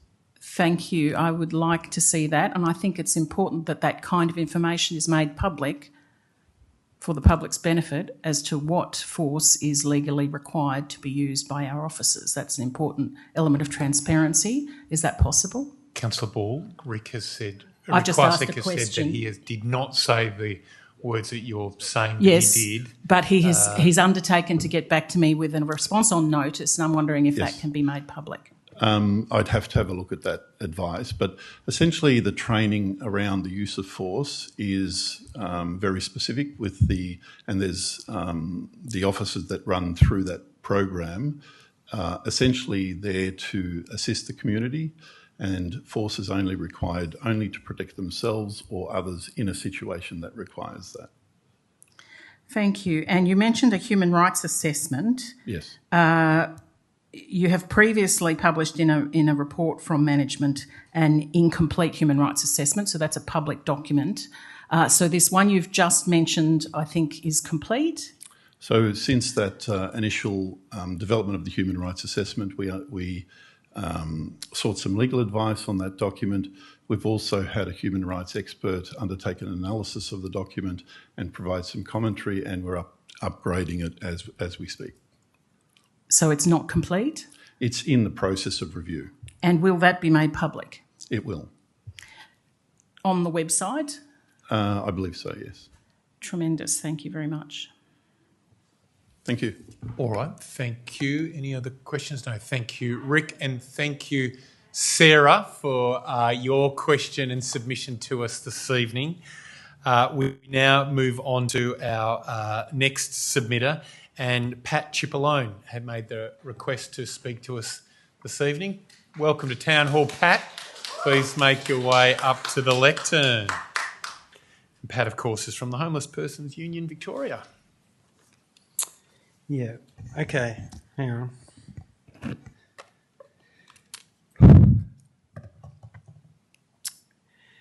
Hi, my name's Pat. I'm here to represent the Homeless Persons Union, whose proud role is to ensure that the voices of the homeless will no longer be unheard. And it's my job to submit the petition signed by almost 1,000 Melburnians who are against your 2026-2027 budget commitment to double the number of CSO officers at a cost of almost $4 million. And also to submit 5 peer testimonies that will follow me, who will tell you how they feel about your proposal to increase your militia. As well as being a founding member of the Homeless Persons Union, I've been homeless myself. I also live with addiction, and for the past 12 years I've worked in homelessness and community health in both the CBD and Richmond, and I have a profound understanding of the struggles that homeless people face. The Homeless Persons Union is against the increase in the CSOs because it is already nearly impossible to find a place to sit and gather yourself without being under scrutiny from ticket inspectors on public transport, police on the streets, private security in retail outlets and malls, PSOs around public transport and public buildings. The most vulnerable members of our community are dodging some form of authority 24/7. Deploying a larger CSO detail also goes against the 5 principles of your own homelessness strategy. It is anathema to a person-centred approach. It treats homeless people as if they were a homogenous group. It's disempowering. People are treated with suspicion and scorn rather than respect and dignity, and it's informed by bureaucrats and not lived experience. It has nothing to do with delivering a health and wellbeing service response. It is a strategy based on a false sense of security rather than genuinely building a participatory and inclusive community from the bottom up. It is stigma rather than trauma-informed, and is not culturally safe, not a culturally safe response, especially to First Nations people and people who have experienced violence at the hands of authority. Yes, housing is a fundamental human right, but until that happens, people need to feel safe, secure, and have access to adequate health and human services where they are. The doubling of the CSO program uses money that could be used to achieve this in a more sustainable and inclusive way. Safety and security is also another one of your principles, but having a CSO looking over your shoulder 11 hours a day does not make people who are already in a state of hypervigilance feel welcome or included. You talk about being able to measure outcomes and impact. Until tonight, we have not seen any objective or peer-reviewed data, either qualitative or quantitative, that indicates that the CSO program has improved outcomes for Melbourne's unhoused community. In fact, we've heard stories that force has been used against them. We've heard about force being used tonight. Talked about that it's legal to use force in some instances against vulnerable members of our community. It makes them feel othered. It makes them feel intimidated. And rather than practicing transparency, the CSO program has been an exercise in obfuscation. And just another reminder that this week the Guardian reported that 14 people died in public parks and in the countryside. People come to the CBD because they feel safe here, they feel seen, and they want to connect with other people. We're social beings, we want to connect with others. Treating them as if they're unwanted and keeping them under surveillance is not a welcoming approach. All right. Thank you very much, Pat, for your submission, and thank you for the work you do at the HPU. All right, our next request to speak Nick, is may Danielle. I ask questions following from that? Thank you. you. I have further questions for Rick, if I may, arising from that submission, if I could. It's okay, Pat, you can take your seat. Thank Olivia's you. asking a question. Thank you, Rick. now. I'll make a start while you're on your way. Pat said that this program is informed by bureaucrats, not by people with lived experience. And I was wondering if this evaluation that you just described earlier has spoken to homeless people or people living on the street. It certainly has spoken to support services for those who are supporting those living on the street. The City of Melbourne coordinates up to 17 agencies which meet regularly, and part of that coordination is to actually hear from the services which provide that support for the homeless, and so feedback has been sought from those support services. I see, so that's a no. You haven't spoken directly to any homeless people or people living on the street? Directly, or their representative organisations, such as we're hearing from tonight? We've spoken with the support agencies. I see, thank you. And Pat also asked about whether the evaluation is peer reviewed. I would be interested to know if that's planned. It would be interesting to understand the nature of the type of peer review that would be undertaken, given the unique nature of the program. So what we're proposing is it's a program that will evolve over time, and we take the learnings from the last 6 months that the program has been running, and we incorporate those learnings into how we progress further. There is regular training upgrades and updates for the officers, And should we require training in specific areas as the program evolves, that training will be incorporated. Yes, but my question is about peer review. Is that something you will now consider? It hasn't been proposed to now, and we would have to see how that would work and the type of peer review that would be undertaken. I see. And he asked if the evaluation will be qualitative or quantitative or both. Can you answer that? So we've had certainly qualitative evaluation around the statistics involved in the interactions that have been undertaken, and we have all of that data. So essentially, there is a summary and assessment of data on a weekly basis, which is then collated. There's a regular update monthly provided to senior officers within the organisation. That data is then collated and reviewed based on the type of interactions that have occurred. So we certainly have that information. And based on that data, with over 7,300 interactions, many of those providing support for the community that it's looking after, that we feel that the program has been operating successfully. Thank you. I wonder if you can tell me off the top of your head how many people have been arrested so far in the 6 months to the end of April? 4, I believe. 4 arrests. Were any of those as a result of welfare checks? No. I see. Are you able to say what a welfare check involves? Asking the person, how are you? I see. Would it involve waking someone up? No. So if someone is asleep, they won't be woken? Sometimes to actually check on the welfare of a person, if they look like they're in a situation where they're not well, they may be asked if they're okay. I see. Can I ask, would our CSOs ever, if they saw fit to wake someone who was asleep on the street, would they ever do that with their foot? No. Thank you. All right, thank you, Rick. Alison, did you want to add anything further to Rick's remarks? I did, Lord Mayor. I just wanted to, in response to Councillor Dr Ball's question around engaging with those with lived experience and vulnerable people on our street, I just wanted to mention that I am aware that after every shift and on a regular basis, the team do debriefs. They share information in terms of the interactions and the feedback that they're receiving, and then that does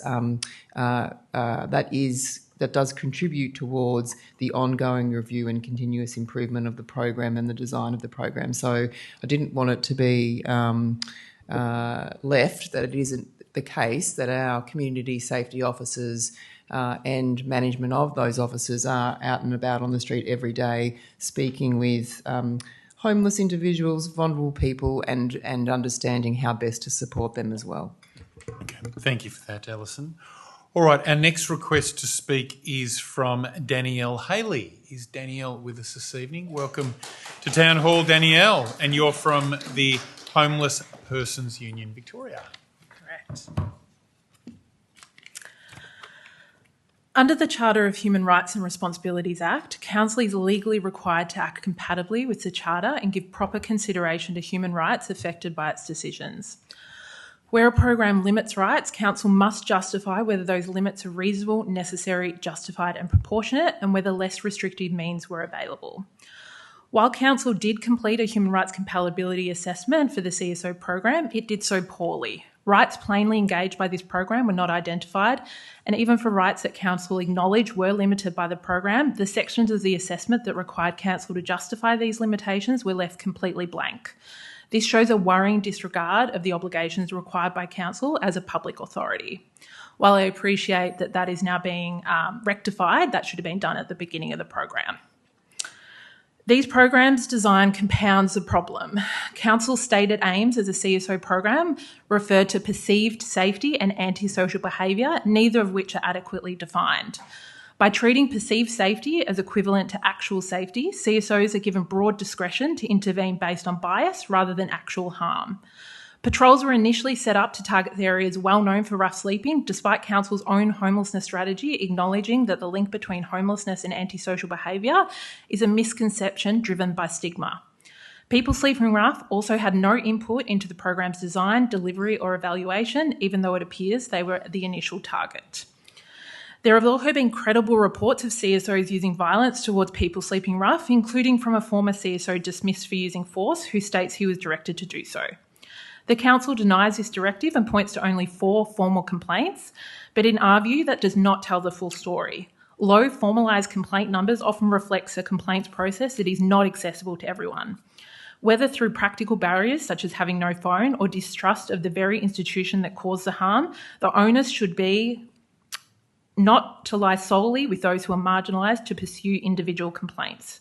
The onus lies with the Council to cultivate an environment where human rights are genuinely at the forefront and people sleeping rough are treated with dignity. The CSO program, as it currently operates, undermines both. An additional concern is that the CSO program is not backed by the available evidence. Council's own pilot evaluation could not demonstrate a clear improvement in community perceptions of safety.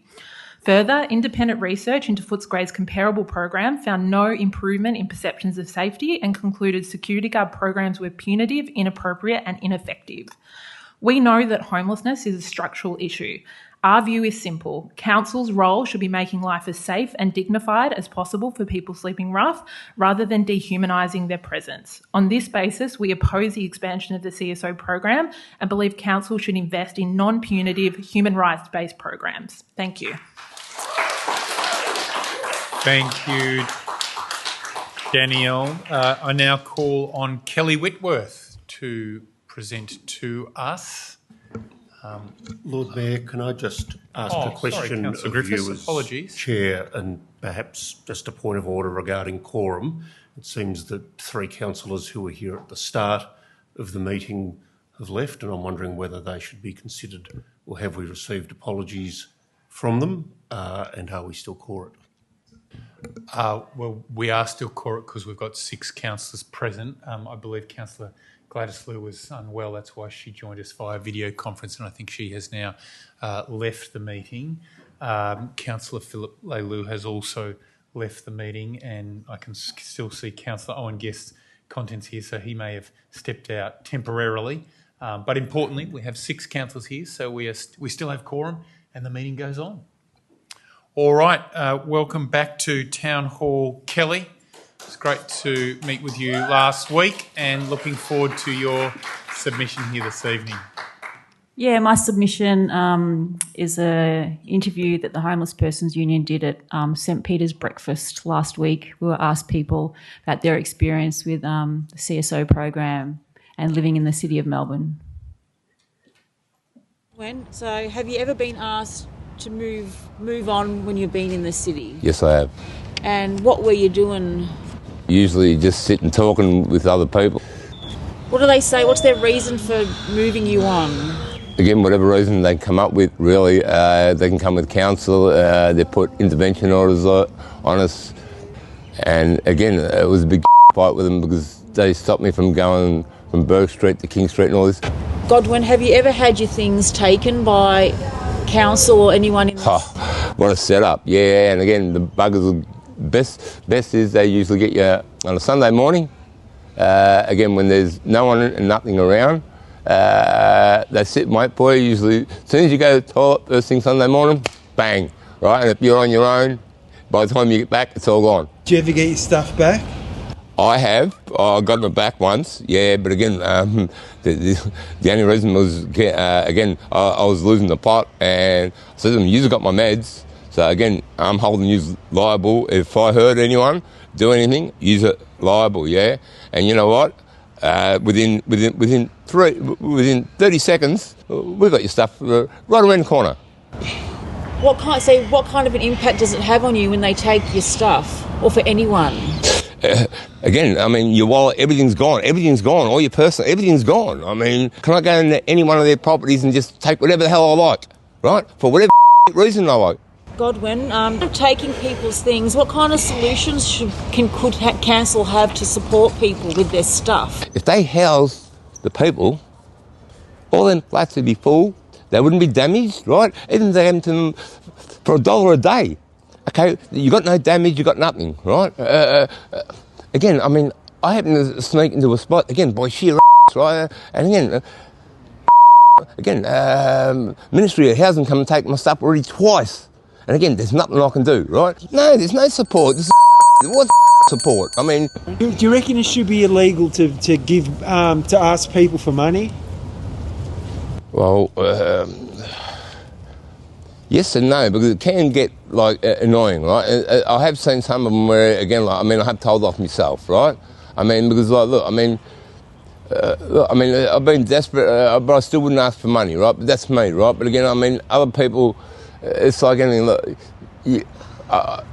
you really can't say that they shouldn't and they couldn't, because it depends how desperate you are. Let's get realistic, right?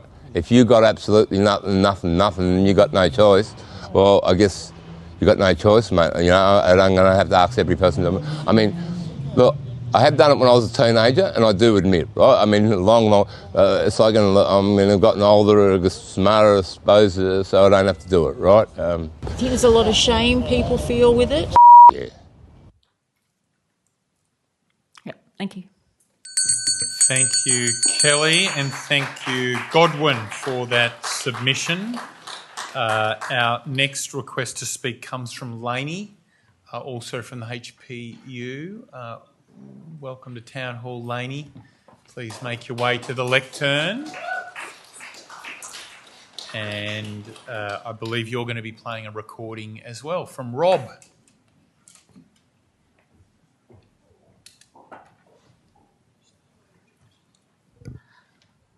Okay, so there's going to be a recording. I would ask that you not talk amongst yourselves and laugh too, please. That's not rude of me.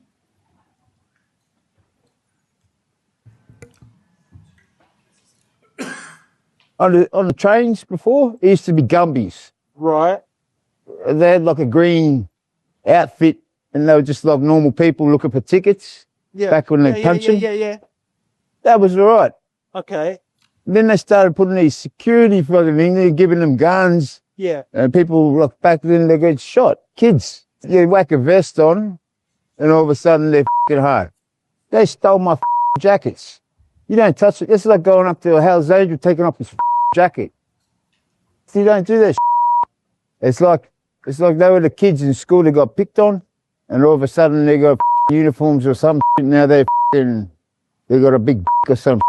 Have you ever been asked to move on? All the time. Yeah, they're pushing you further out onto the street. How often does that happen?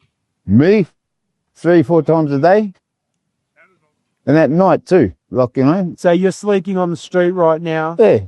Have you ever had your stuff taken? By the cops. How often? Like, not often, that's what I mean. Rarely anyone touches my shit. Yeah? They're a problem. For me, personally, they're the problem. Were you able to get your stuff back? Nah. I got dropped off. They dropped me off all the way at the Westgate Bridge to walk back. Yeah.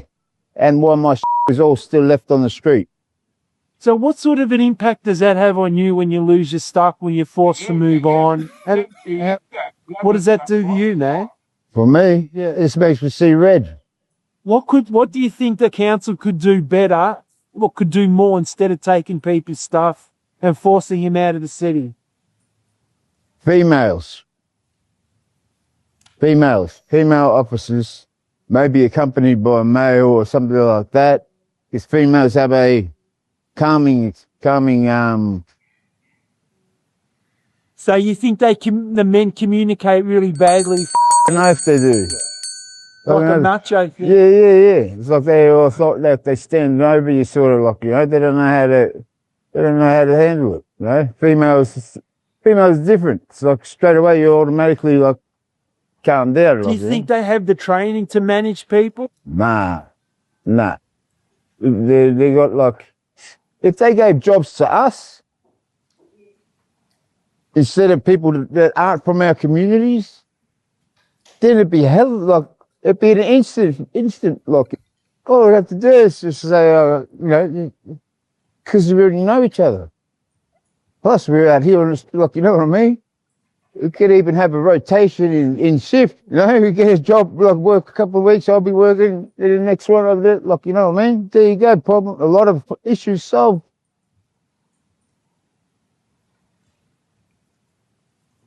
Thank you. Lainey, do you mind if I just ask you a question? And Rick, I might invite you to respond to this as well. So did I correctly hear Rob there referring to an officer carrying a weapon? I didn't conduct that interview, so I'm not sure. Okay. I think And Pat then- or Kelly could.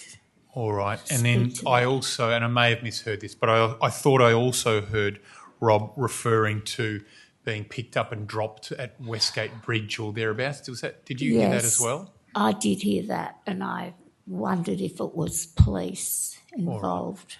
And then thirdly, one of the things Rob suggested was the use of female officers as well. Would Did I be hear that preferable. correctly as well?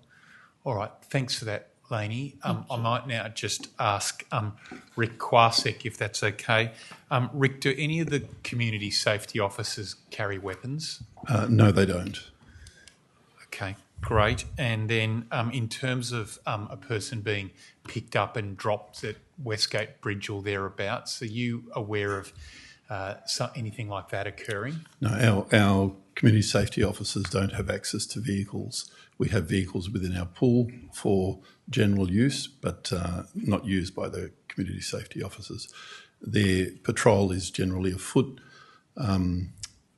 patrol that they walk on various routes across the city.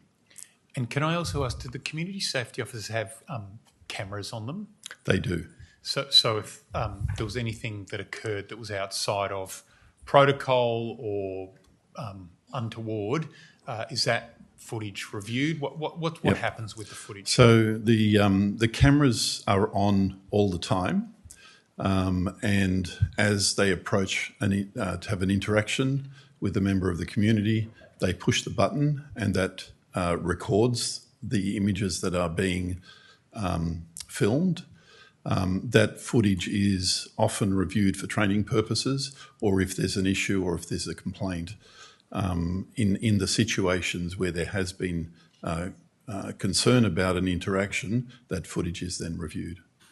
All right. And then just finally, there was a reference by Rob there on the audio to the use of female officers. Do we have female CSOs? We do, yeah. There are 2 female CSOs as part of the 8 that form part of the unit. All right. Thanks for that, Rick. All right. Appreciate that. All right. Councillor Ball. Sorry, Rick. I think there's also a question from Councillor Ball. So I'm just a bit confused by your remarks there about body-worn cameras. You said they're on all the time, but officers press a button and turn them on. So do you mean they're worn all the time, but they're not turned on? They're worn as part of the uniform. Yes. When there's an interaction, for it to be recording, they push the button and it records the data. So all interactions with the public are recorded by the camera? That's correct. Thank you. And I wasn't going to ask, but since you're there at the lectern, I had a question about a remark Danielle made concerning the Footscray study, which I understand their trial of security guards has been abandoned and it was evaluated independently by academics. Will you be reviewing that study in our evaluation process and in learning from their experience? Yeah, happy to look into that experience and include it as part of the evaluation. Thank you. Thank you, Councillor Ball. Thank you, Rick. Our next request to speak comes from Nicholas Elliott. Welcome to Town Hall, Nicholas. You're also from the HPU Victoria. Welcome to Town Hall. Yeah, also a recorded submission. Do you recognise these guys? Have you had any contact with them? Oh, yep. You have? Yep. Okay. Tell us about your experience with them. It's different. How would you describe it? Bit standoffish. Did they treat you well? It was just weird. So have you ever been moved on in the city? Like I've been asked to move? By security? Yeah. Yeah. Where did you... So what? How did that happen? I was sitting at the MC, the convention centre. Right. And heaps, like if you look out through the day there, a lot of people just go chill out there and do work. And they were like, oh, what are you doing here? But everyone, it was only me. Don't be sleeping. I'm not sleeping. I was doing work. Have you ever had your stuff taken? Oh, security down at the Queen Vic Market. They stole my bag right next to me. And they wouldn't show me the footage so I could make a police report. And it had everything, photos of my kids, my birth certificate, my credentials. Actually having a major panic attack. And they just took it, like, it was right next to me. And the security saw it, but he wouldn't give it. Did they leave you a card or anything about where No. it was? Have you got it back? No, that's gone. How do you feel about, do you reckon it's right for them to be able to ask people to move? I guess it depends on the situation. If someone's just sitting. Oh, no. What about if they're standing against a building? Really? No. Asking people for money. Do you think people should be allowed to do that? Yeah. Yeah, well, I've never done it, but like, I mean, I've seen a lot of people get helped through that. I was having a mental breakdown and someone of the public, but they were like, stopped their car in mid-traffic, hopped out and asked if I was okay. Planning to double the amount of security guards and spend another $3.5 million. What would you say to that? Do you think that's a good idea? So what do you think the money could be better spent on? Probably the infrastructure for like people who are homeless. Who got a lot of people out here got mental health issues, and it's just undetected. They're not horrible. They're just having their moment. What's the best way to get mental health support to people that are on the street? What's the best way? I guess you're gonna have to like you guys approach them, you know, and just be like, hey. And it's sad because they're not normally like that. Like when someone flips out, everyone knows, oh, he's not like that. He's just, you know, they're not bad people. No, of course not. But there's a lot of stigma around it. There is a lot of stigma around it. But do you think there's enough education about homelessness and mental health? No. All right. Thank you for that, Nicholas, and thank you also to Romy. I would now invite Eleanor Guerra to please come and address us. Welcome to Town Hall, Eleanor.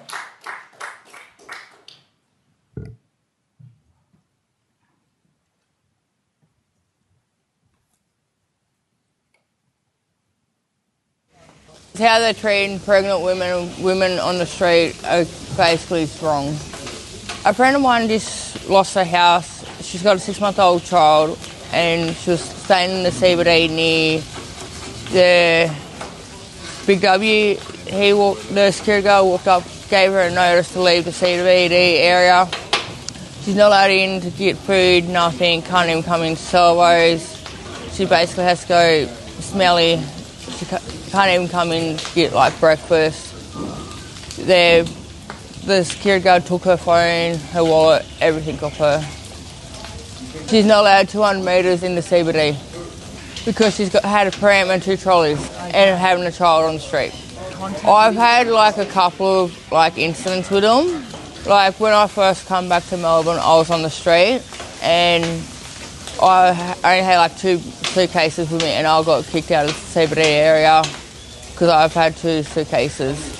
And like they've said to me, I'm not allowed to have any suitcases, no backpacks, nothing. Yeah, and gave me a notice to leave the CBD area. And like I've asked them for like the security card to make sure it is correct, and like them getting how they're acting and how they treat women and making women go from the CBD where there's more facilities to St Kilda where there's nothing. Like it's basically unfair. There's more cameras for the women and there's more like protection. Like the Melbourne East Police Station's open 24/7 and St Kilda Police Station, Collingwood's not 24 hours. My cousin who was raped and bashed on Melbourne Central Station.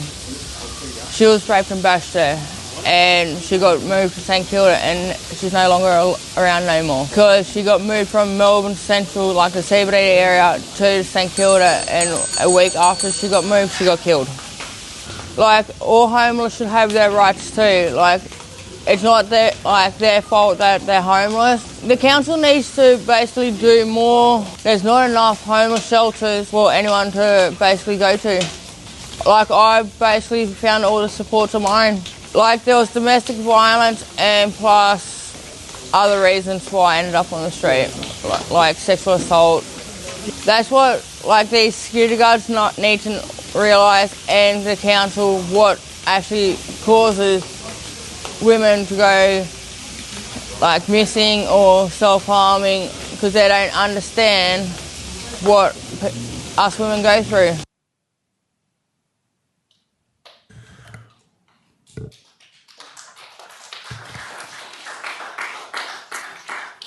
All right. Eleonora, you didn't want to add anything extra in the time available to you. I think it's now elapsed. All right. Thank you, Eleonora, and thank you to Tamika for that recording. I now invite Roberto Gerard Martinez back to Town Hall.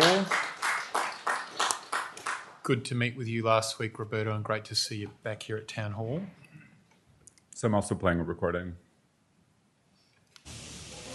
Tell us about your experience in the CBD then. On my birthday, I ended up locked up for 3 months, and then I've only not long ago got out. Why'd they pick you up? In the mall. I was sleeping at H&M. Okay, and they just picked you up. Who picked you up? The police and a couple of people. They were one of them, I know that much. So you think they approached you because of warrants? Yeah, well, I had like 9 or 10 warrants, something like that. How were you treated? Not too good. Like shit, really. Yeah. Have you been asked to move on? Yep, plenty of times. I was asleep, and they told me, they woke me up, and they go, look, you can't sleep here. Can you move on? Until it was after 7:30 at night. And I was just looking for somewhere to sleep, really. I just had more or less like what I got on. So have you ever had your stuff taken by the City of Melbourne? Yeah. Did you get it back? No. Did they tell you that you could get it back? No, they didn't even tell me that. Did they leave you a card or something to tell you? A little, yeah, like a business card, something about that size. And did you ever get your stuff back? No, I'm still waiting on it. So how does that impact you? I just feel like crap, really. Did you have ID and stuff? No, I've had no ID. How long has it been since you've had ID? About 5 months, something like that. Have you got a public housing application in? Yeah, I've got a house Who now. helped Yep. you with that, man? Rumballara Aboriginal Co-op. Do you think that being moved on should be illegal? Yeah, because there's nowhere really else to go besides under roofs, which is H&M and a couple of other little places. So it's really tough to find shelter, right? Yeah, too tough, yeah. What would you like people to know, the council? What would you like the council to know about what it's like to be homeless? Oh, how hard it is, and it's not easy to get stuff and get clothes and blankets and all that in one go.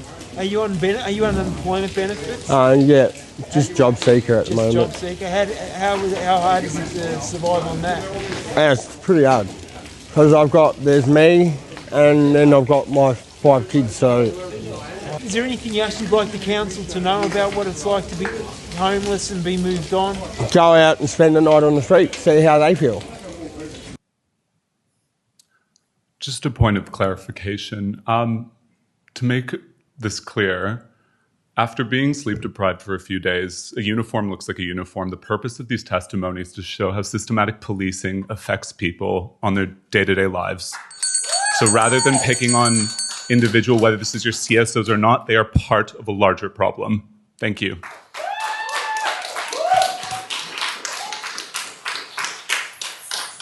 Thanks, Roberto. And I did note that Tom in that recording referred to security, and so it wasn't clear whether it was a CSO or not. I am interested though, Rick, I can't see you round the corner, but as you make your way to the microphone, I am keen just to understand what our practice and protocols are around the removal of possessions and bags and backpacks, as was told to us by Tom in that recording. Yes, thank you, Lord Mayor, and through you.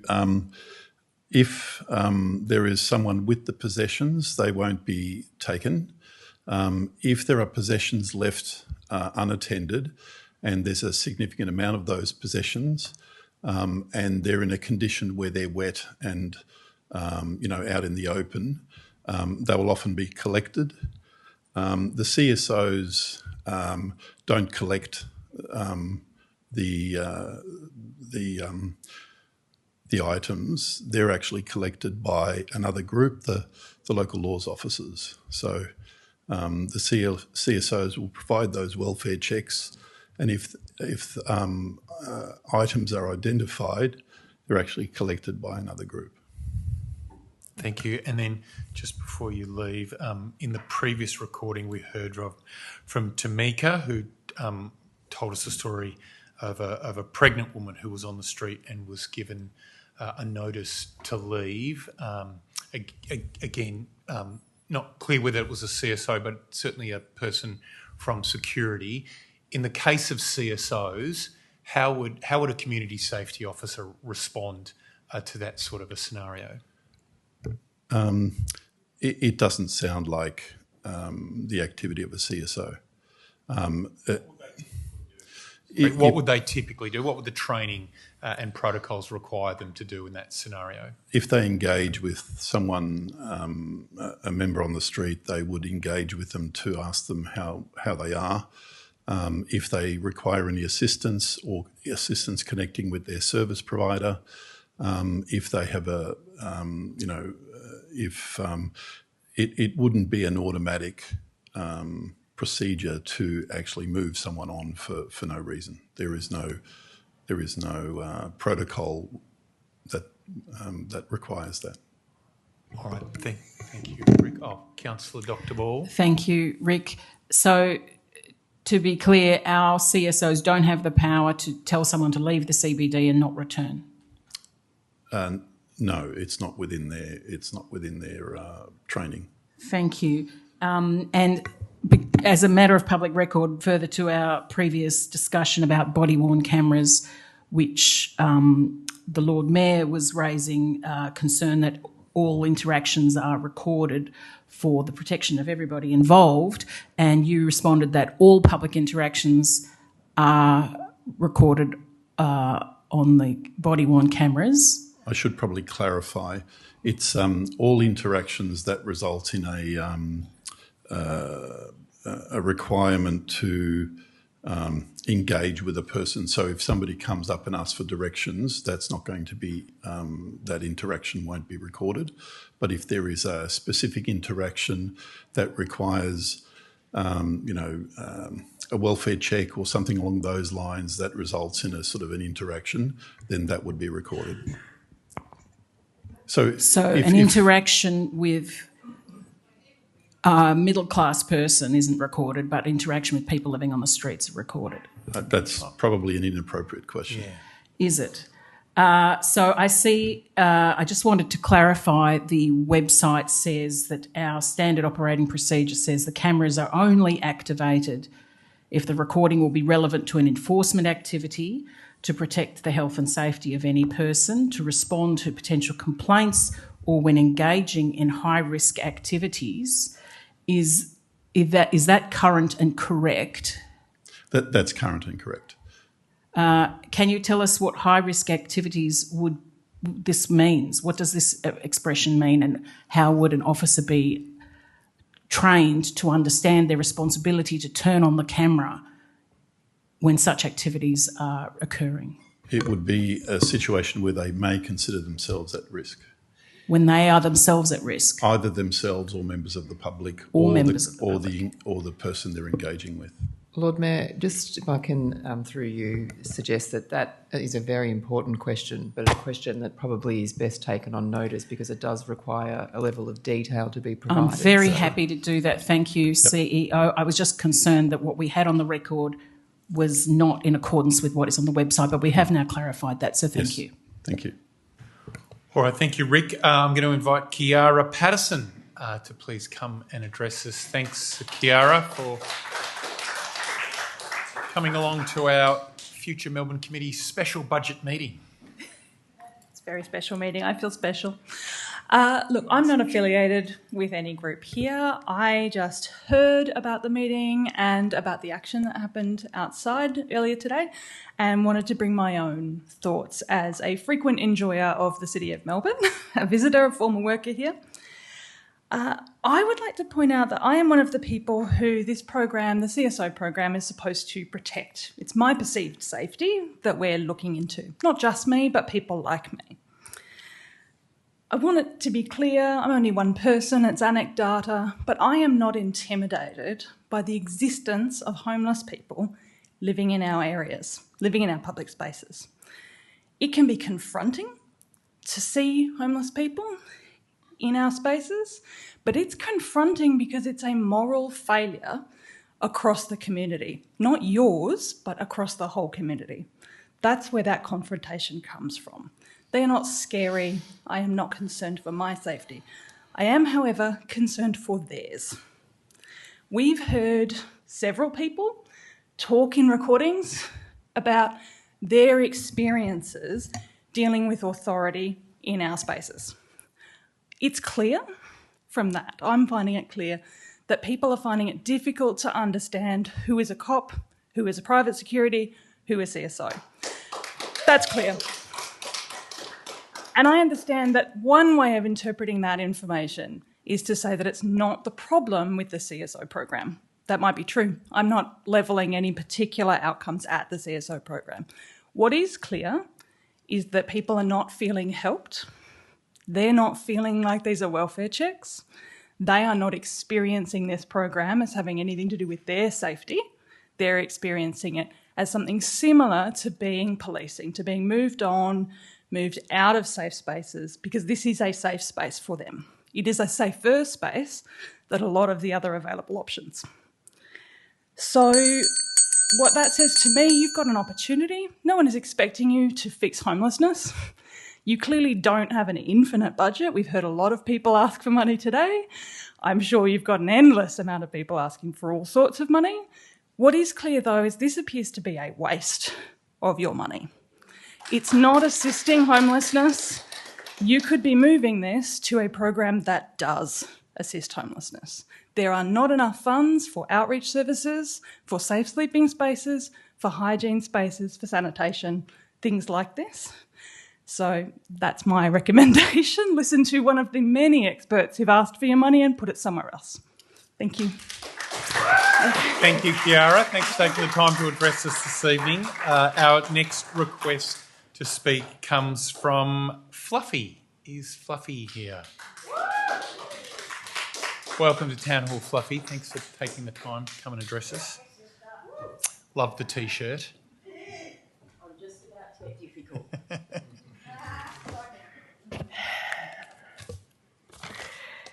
Hey everyone, my name is Fluffy and I'm a harm reduction peer worker for a homeless service in the CBD. But tonight I'm here as an active community member and a person with lived experience. I'd like to congratulate this council on solving the complex issue of community safety by apparently discovering the revolutionary idea that more aggressive security equals safer streets. Because when people think of a welcoming CBD, what immediately comes to mind is being surrounded by officers accused of escalating situations, intimidating vulnerable people, and according to reporting by The Age, allegedly being encouraged to use frequent force. Instead of feeling safer, many now feel like they're entering a low-budget action movie where certain people are being treated as a potential threat and our most vulnerable community are being targeted by someone else that wears a uniform. It's the same shit, different uniform. If the goal was to make young people rough sleepers, our homeless community, and just ordinary members of the community uncomfortable in public spaces, then congratulations. The program is apparently working perfectly. What's especially impressive is how quickly this council seems willingly to trust private enforcement style responses while moving much slower on things like mental health support, housing services, AOD services, youth outreach, wraparound services, or actual long-term solutions to social problems. While addressing the causes of why we... forget about that part. We keep hearing words like safety, visibility and public order, but safety without accountability is not safety. Visibility without trust is intimidation, and public order achieved through fear is not something this city should be proud of. So before this council congratulates itself on another tough on safety initiative, maybe ask the public a simple question. Do people actually feel safer? Or just more watched, more targeted, more anxious, more at risk? Instead of continuing to pour money into more authority figures patrolling the CBD, this council should invest in services that actually prevent harm in the first place. Mental health teams, housing supports, youth programs, drug and alcohol services, and crisis outreach workers who will address the root cause of conflict and antisocial trauma, instead of simply reacting to them after the fact. A person that's homeless does not need intimidation, they need housing. A person in crisis does not need to be pushed around by security. They need support, guidance and opportunity. Communities become safer when people are cared for, not controlled. Funding service enforcement simply creates more tension, more resentment and more incidents that could have been avoided together. Frontline workers bring the love and care that authority figures don't have or care to have. I'm going to introduce you to somebody here. This man seems to intimidate women while he's a community safety officer. He's made it very clear to women in the CBD area that we are not safe around him. And he's done that on more than 3 occasions. These are your safety officers that you are putting on the street. These are the safety officers that are antagonising women and making us not feel safe. And you're sitting here worried about adding more money to the budget and putting more CSOs boots on the ground. Put services on the ground. What is the referral process? I work in a CBD homeless shelter. We have not received one referral. Where are these referrals going? It's actually disgusting.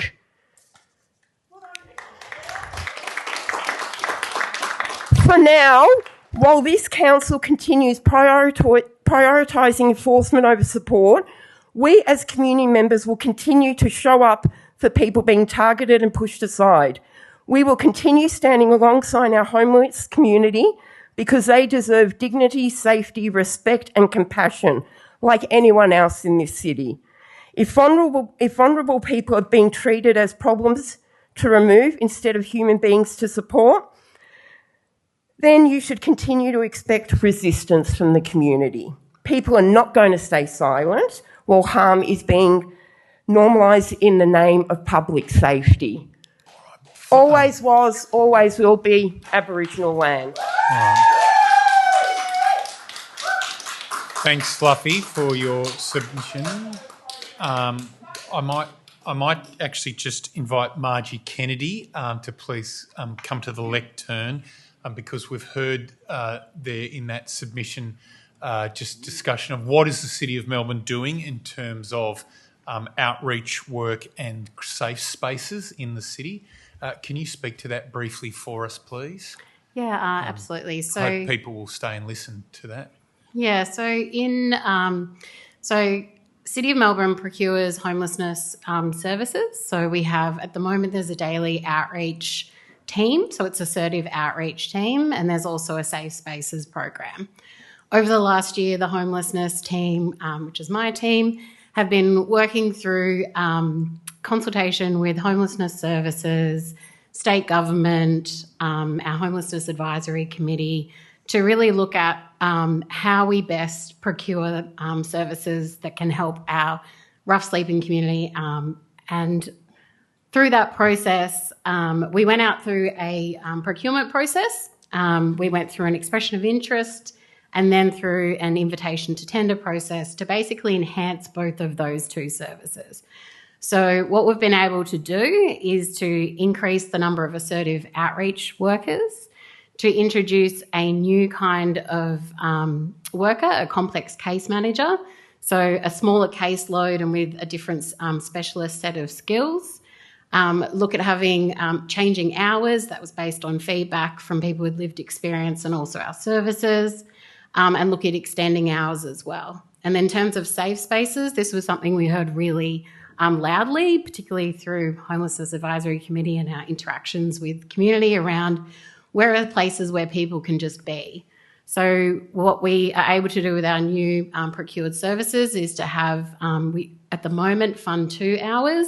So we're looking to do it at least 8 hours a day, and it will be a space that is not just a safe space for people that can just be, but also to make sure that there's wraparound services that are available as well. So people that are trained homelessness specialists that can do IAP assessments, that can make those referrals and triages into whether it's mental health, physical health, but also looking at activities as well. So education and skills-based activities as well. So what we've been able to do is redesign these services to do more. In the draft budget, there's currently additional an increase in spend for those services as well, which will allow us to even further enhance those two homelessness service specials. I just want to note that the lack of detail that you might be hearing of, I'm not saying actual numbers, is because it is a procurement process. We haven't yet got to the final step of that. So for probity reasons, I can't say who the proponent is or exact numbers, but we'll be able to share that very shortly over the next couple of weeks. Thanks very much, Margie. Appreciate that. All right, we move on. Can I please invite Aaron Moon to address us? Thank you, Aaron. Good to see you back here at Town Hall. Thank you. I've got a presentation to pull up. All right, if I could start then. So next slide, this is my personal submission. So looking at the budget, I submit every time and very frequently to City of Melbourne. So I'm really in support of the increase to the parking fees. It's been 8 years since last time the parking fees went up. So that brings more funding to the budget. The bicycle infrastructure plan's great. That's retained. We haven't got 1,500 submissions from bike advocates here. More green open space. There's funding for Riverslide Skate Park. That's what I submitted last year, so I'm happy to see that. There's been no mention of Little Street tonight, so that's a great program, bringing up Flinders Street, Little Flinders Street to be pedestrianised. There's the continuation of planting 3,000 trees and the FOGOs in high rise. They're really good programs in this budget, fantastic work. Where I'm concerned is the expansion of the CSO program, like we've heard, the expansion of the CCTV program. And looking forward, I believe that there's a capital works program projection to be slightly smaller. So next slide. So I've got some ideas on how to tackle this. So remove the CSO program, use all those funds to expand and upskill our other local law officers, our parking inspection team.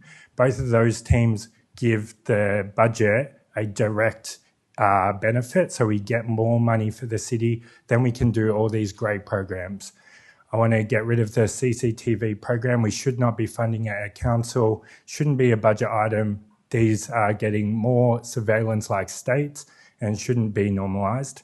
And then my actual submission tonight is about the public art and graffiti. I wish Raf was here to hear this, but I have mentioned it to him. So there's a very high spending on removing graffiti. It gets cleaned off and then graffiti happens again. So there should be more public art replacing the graffiti, so I'm here to advocate for the Moonee Ponds Creek Silo Art Trail. So where the pillars are from running along the city link. I want to see it to be a sightseeing area. So if we go next slide, this is in Moonee Ponds Creek, Moonee Valley Council, and this was a project that they did in 2021. You can see on the bottom left, that's where the pillars were originally before works. And now you can see how beautiful these Indigenous artworks are. This is done by Tom Civil. It's called Under the Bridge. And so it's fantastic. Let's go next slide. This is the current Moonee Ponds Creek as I ride down it towards the city from Parkville. And that's what I'm faced at. So if we go next slide, boom, there we go. We've got Tom Civil's artwork right there. So this is what I'm asking. I'm asking for funds to be directed from the graffiti to put into public art projects like this, and that will reduce the graffiti. If we go to the next slide, these are some other examples of silo art within the CBD. So Custom House Lane and, interestingly, Power Core Building have these silo art designs of Indigenous designs as well, I should add. And so I think the whole corridor would be fantastic like this. All right. Thank you very much, Aaron. Thanks for your contribution. A lot of thought's gone into that. Our next request to speak comes from Jamal Hakim. Is Jamal joining us via Zoom?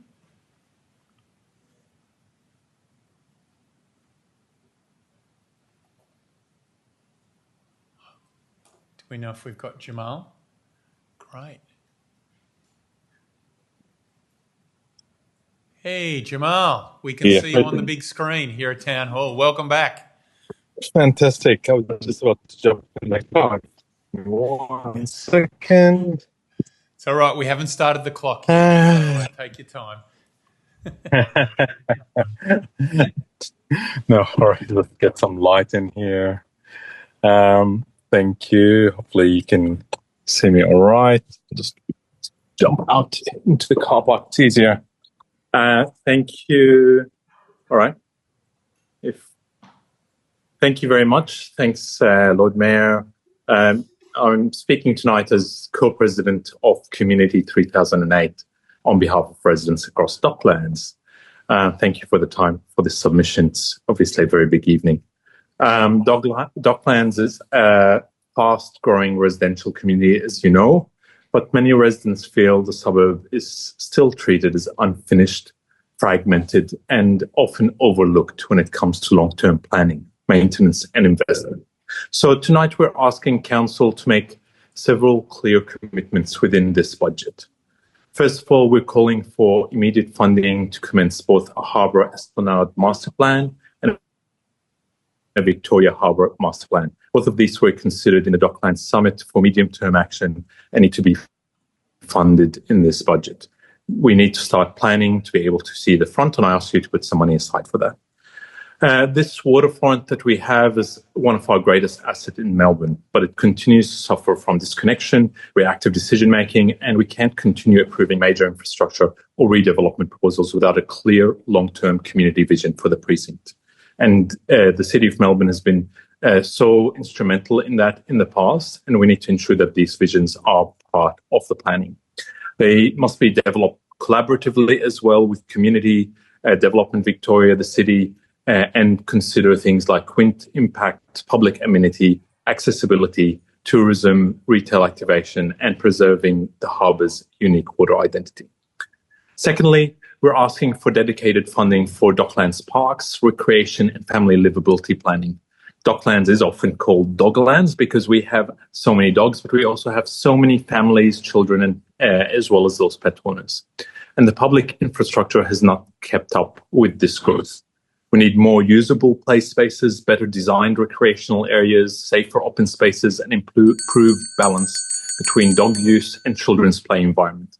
And we're specifically asking Council to fund planning for the future use of remaining unused open space in Docklands, a review of the open space usage and pet management, identification and delivery of geographic play areas with improvement for children and families. Thirdly, we're calling for significantly stronger greening investment in Docklands. Docklands experiences severe urban heat impact with our density, with the concrete surfaces, and really limited canopy cover, particularly across Harbour Esplanade. And greening is not just beautification, it's about creating stronger public health infrastructure. It's about improving biodiversity and mental well-being and that cooling effect. So we're asking to be included in the Growing the Garden City program this financial year, to increase tree canopy investment under the Urban Forest Precinct Plan, to expand the native planting, seeding and biodiversity initiatives in Docklands, and supporting community-led greening activities, as well as infrastructure canopy when tree canopy is not appropriate, particularly down Harbour Esplanade. We know what a heat island that becomes during summer, and that especially affects the elderly, those less mobile, and people with accessibility challenges. We also really strongly support making the floating wetlands program permanent and expanding it further into Victoria Harbour and the Yarra River system. We've heard that clearly from the community. And I also want to address an issue residents have raised with us constantly: cleaning, infrastructure, maintenance, and the deterioration of the condition of public spaces in Docklands. There's too many footpaths that are uneven, they're damaged, or the streetscape are neglected. So we ask that these are considered as part of a full audit of Docklands footpaths and public infrastructure, and looking at that maintenance program. All right, Jamal, the time for your submission has lapsed, but thank you for all the effort that has gone into it, and thank you for the work you do in Docklands. Thank you, Jamal. Thank you. All right, we move on to our next submitter, which is Jenny McDonald. Jenny, I believe there you are, Jenny, in the front row. And I believe you're going to talk to us about parking issues.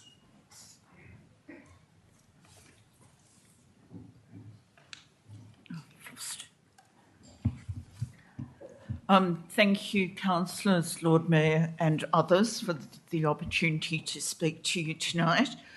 I want to present the issue of 32 free motorbike parking spaces in Queen Street, Melbourne, CBD. I'm not against motorbikes at all, but these bikes are constantly revving up and creating an unacceptable noise level. I'm on the body corporate of an apartment block there, and we've had constant complaints about such noise. We have tried following this up with council, but as to date have had no response. The 2006-2007 draft budget is guided by a vision of a more livable Melbourne. Therefore, it would be really beneficial if council actually considered and responded to ratepayers and other residents' concerns. Another guiding vision of this draft budget is a strengthening of Melbourne City Council's financial position. Considering this, it makes no sense that motorbikes are given free parking. It is bad enough that residents have to put up with the constant noise from this unacceptable revving at all hours of the day, 1 a.m. at night, 3 a.m. at night, and so on. It is also equally disturbing that tradies, etc., can't find a car space when attending ratepayers' residences. Thus, the tradie cost of having to use private parks is inevitably added to residents' bills. I know some will say that motorbikes result in less cars in the city, but this is not necessarily true. Car drivers are constantly now forced to use private car parks. It should also be noted that many cars transport more than one person to the city. Most residents in my apartment block do not have cars. However, they do expect that visitors, tradies, medical staff, etc., should be able to easily access a car park, and an affordable one as such when required. They don't object to paying some fee, but it needs to be affordable. That's about all I have to say on this issue, but I think it is really important. The noise these bikes created is also connected with buses constantly honking, the increasing violence in this vicinity, which I will say very rarely has anything to do with the homeless person, but rather with people coming out of clubs really late at night. Okay, thank you. Thanks, Jenny. Can I just ask very quickly, what was there a particular stretch of Queen Street that you were referring to? Near Flinders Lane. Near Flinders Lane, okay. Between Collins Street and Flinders Lane. Good, that's helpful. Thank you very much, Jenny, and thanks for the time you took to put your submission into us. I now call on Thomas Haywood. Is Thomas here? No? Okay. Is Dylan Cole from the Melbourne International Comedy Festival in the house or online? No. Oh, I was looking forward to that. A few laughs. All right, we move on to the next item. It's Humin Christie. Humin Christie Feng. Do we have Humin Christie Feng here? No? Okay. Do we have the ASU representative Mitch Dougal here this evening? I can see an ASU T-shirt there. There we go. Yes. Great. Mitch, we'll give you a moment to get your camera and everything set up. Yeah, I might just change my camera 1 second. That's all right.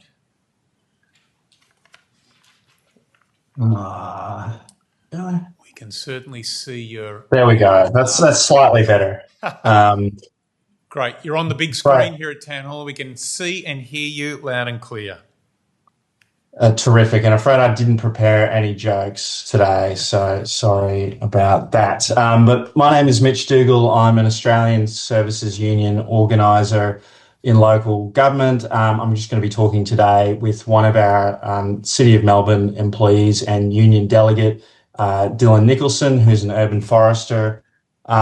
ASU members at the City of Melbourne and 7 other metropolitan Melbourne councils are negotiating for fair pay and conditions through multi-employer bargaining. A key demand as part of this campaign is a 10% catch-up payment effective from July 2025. This pay increase is necessary because City of Melbourne employee wages have fallen behind the cost of living. What we've seen is rising inflation, increasing interest rates, with the latest figures at 4.6%.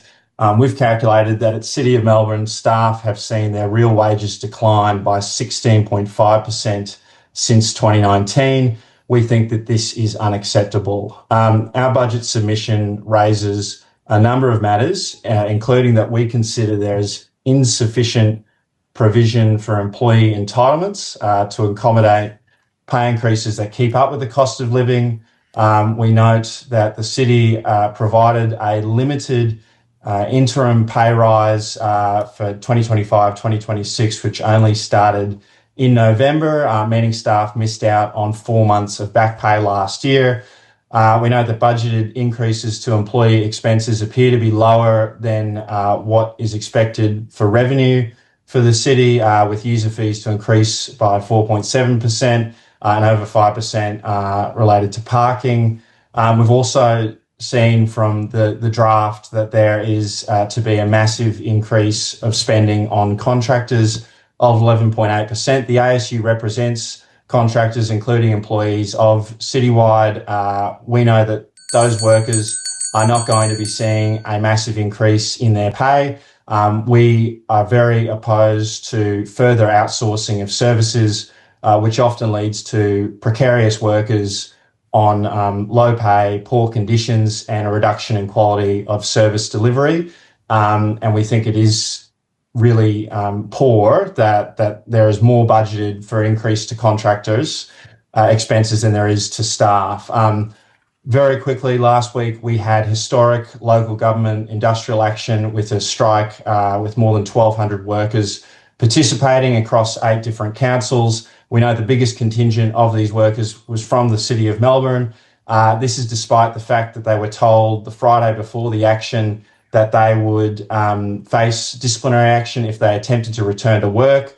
We really condemn these tactics and we call on Council to budget for wage increases that keep up with the cost of living, and also to conduct itself as a model employer in terms of industrial relations. And I'll hand over to Dylan now. Thank you, Mitch. Are we going to go straight over to Dylan Nicholson? Is he online? There he is. I am, Lord Mayor. One of the hardest working people here at the City of Melbourne. Dylan, Thank over you. to you. Too kind. So for full disclosure, I am a City of Melbourne employee. My name's Dylan Nicholson. I'm also a union delegate and, for what it's worth, a ratepayer in City of Melbourne. So I wanted to talk about the human resources expenditure in the draft budget, as Mitch has as well. So I wanted to emphasise that by the end of this financial year, many City of Melbourne workers will have suffered 16.5% real wage declines since our current enterprise agreement began in 2019. So we're currently bargaining for a 22% pay rise over 4 years, a 10% catch-up payment in year one, and then 3 years of 4% after that. So this is a reasonable wage claim that would only just claw back the pay that we've lost to inflation. But the human resources expenditure in the budget as it is currently falls well short of what would be required for City of Melbourne to address the real wage decline suffered by its workforce. So we ask councillors to review the budgeted wage expenditure to ensure that workers can secure the fair pay that they deserve. We recognise that rate capping acts as a funding constraint for councils, and last week, as Mitch mentioned, 1,200 council workers marched on Parliament to voice our concerns to state government. And while rate capping may be a constraint for funding, to the best of my knowledge, City of Melbourne has never taken up the option to apply for a higher rate cap to help address any wages funding shortfall. That's it from me, and thank you for the time, your time, and the opportunity. All right, thank you, Dylan. We will move on to our next submitter. That is Damien Camilleri. Is Damien with us here in the forum this evening? No. Is Damien online? No. I might just circle back. Did we have any of our earlier folks like Kate Kennedy from Kensington? Is she online? No. Okay. We keep going. I'll move on to page 3 of our submitters, and the first there at the top of the list is Chris Thrum, who is definitely here in person. We can see him at the back of the auditorium. Chris, please make your way to the lectern. I believe you have a number of budget-related matters you wish to address us on.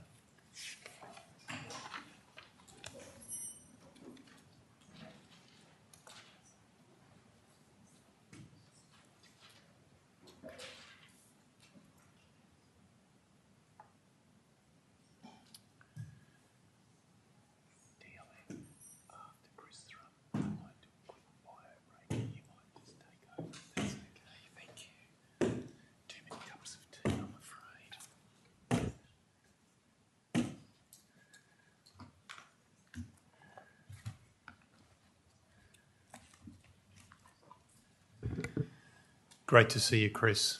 Good to see you, Lord Mayor.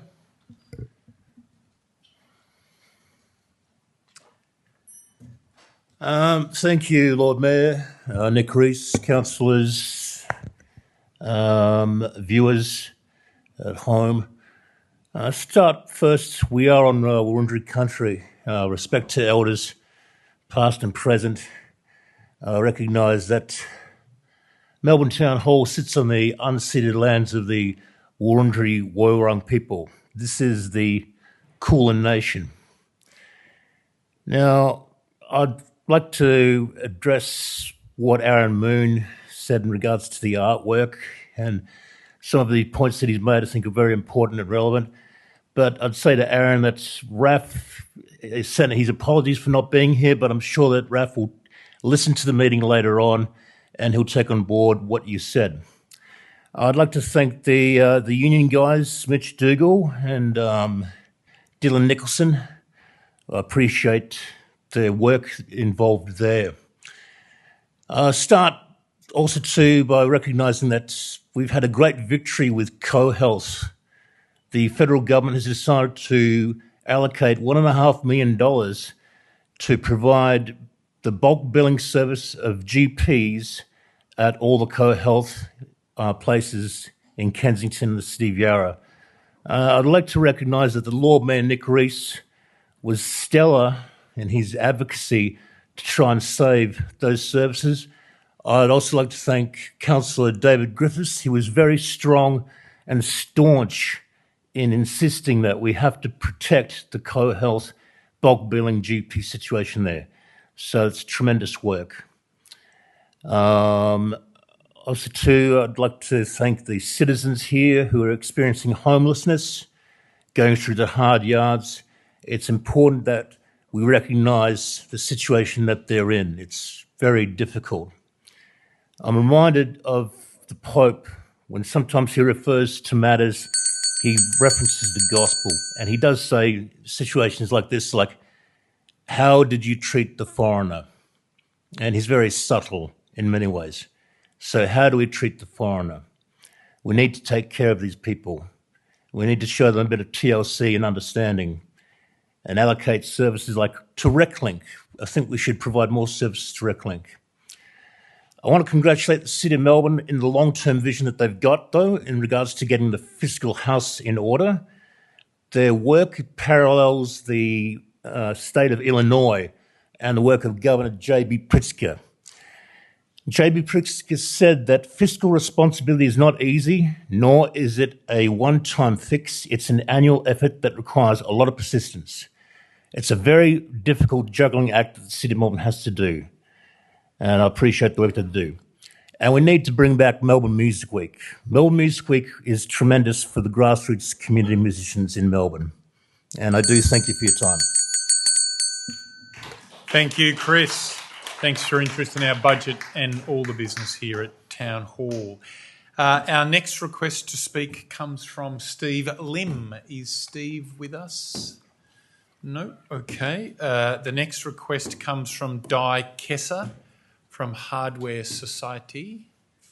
Is Di with us in person or online? No. All right. Emmeline Tang. Is Emmeline Tang here? Or online? No? Okay.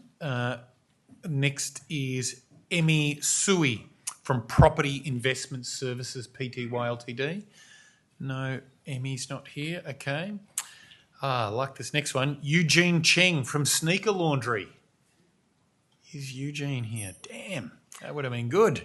All right. Nilesh Joshi. Nilesh Joshi? No. Okay. Donna Parangama. Donna Parangama? No. Okay. Is Justin Marden here from Space Republica? No. Okay. Is Anthony Roussos here from De Graves, Espresso Melbourne and Quarter Cafe? One of our great cafe operators. Anthony? No. Tony Roussos not here. All right, Joelle Peters. Is Joelle here? No. Mary Masters. Is Mary here? Well known to us here at Town Hall. No. Okay. Nigel Murphy from Victorian Clean Tech Cluster. They do great work. No. Good submission though. Angela Buckingham. Is Angela here?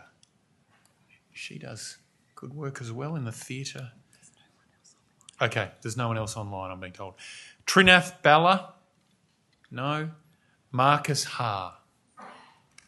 No. All right, well, we therefore move on to people who have not registered to speak but wish to speak. Let's make our way through them. I think it might be Daniel Newton or Newton Daniel. Anyone who goes by either of those names in whatever order, you are welcome to make your way to the lectern and share your thoughts on our budget. No. Okay. What about Auntie Jane? Is Auntie Jane here? All right. All right. Rory LaRouche. Welcome to Town Hall, Rory. Please make your way to the lectern. Thanks for sticking around. No worries. I want to acknowledge that I'm speaking here today on the lands of the Wurundjeri Woi-wurrung people of the Kulin Nation and the Bunurong people of the Kulin Nation. Sovereignty was never ceded and the genocide on these lands is ongoing. My name is Rory LaRoche. I'm here from Vixen, the Victorian Peer Sex Worker Organisation. I've been involved with organising and amplifying the voices of people experiencing homelessness in the city of Port Phillip, and we're seeing parallels with what's happening right now in the city of Melbourne. I want to say my thanks to Homeless Persons Union, who has similarly been amplifying the voices of lived experience, which up until this point has been very evident that it's been missing in the planning, in the implementation, and now also in the evaluation of your community safety program. It's deeply disturbing that the City of Melbourne is considering expanding the community safety officers who, you know, we have heard from these voices of lived experience have been given a green light to direct aggression, intimidation, and at times force towards unhoused folks that are forced to exist in public space in the CBD due to our current housing crisis. The council's aim to create safer communities with increased surveillance, with move-ons and confiscation of personal belongings is a punitive approach, and the question has to be asked whose safety matters and whose community is considered worth protecting.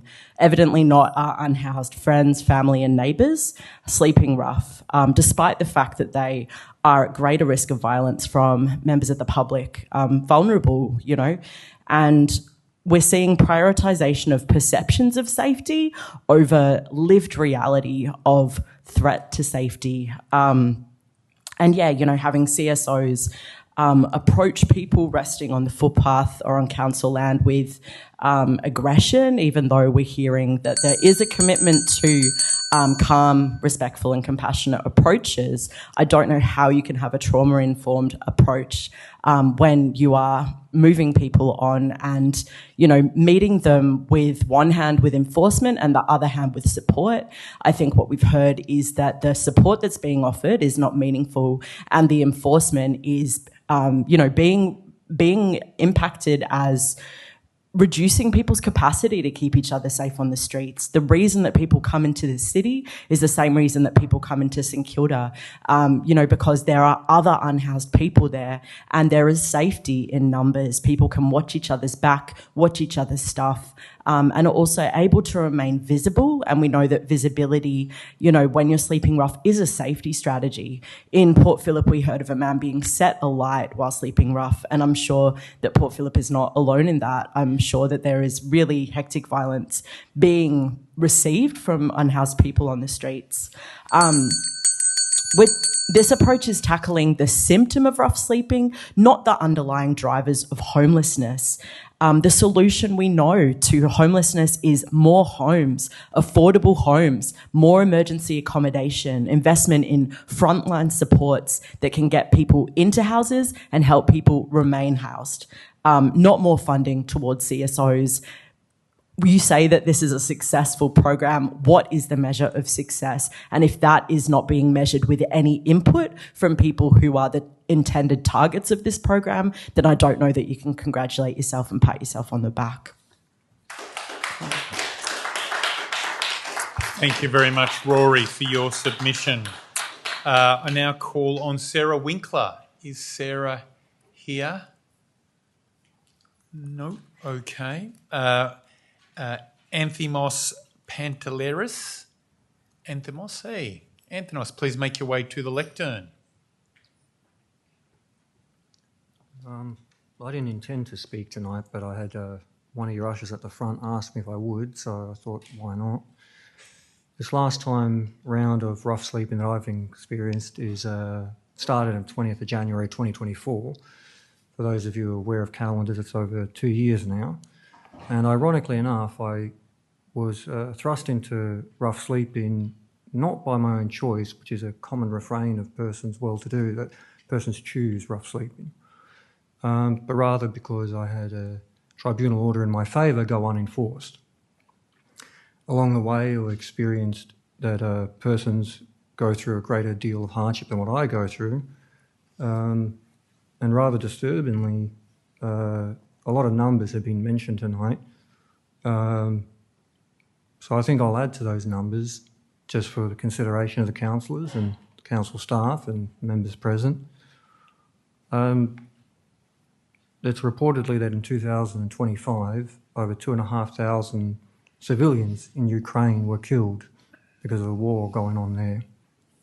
And sounds like a tragically large number, and it most certainly is. Rather unexpectedly, in the same calendar year here in Australia, over 3,900 civilians experiencing homelessness have been killed because of avoidable causes. Now, I'm not too great at mental math these days because of my complex mental health issues that I experience as part of rough sleeping and other traumas, but that's an unexpectedly larger number of civilians being killed in Australia every year compared to a comparable population in an active war zone. So I think it might be worthwhile for Council to consider inviting the Russian ambassador forward and give advice to Mr. Putin that perhaps the Russian Federation spending 40% of their federal budget to kill only 2,500 civilians is rather cost ineffective. The Australian Services Union mentioned that they've had 16.5% cost of living pay decrease since 2019.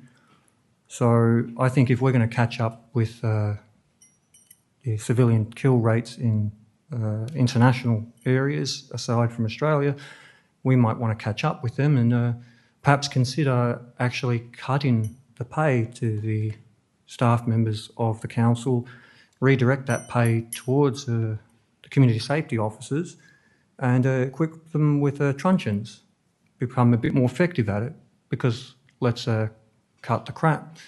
If the idea is to kill people, let's be cost effective about it. Thanks, Anthemos. Can I ask what your dog's name is? All right. Sumi. Is Sumi with us? Welcome, Sumi. Please make your way to the lectern.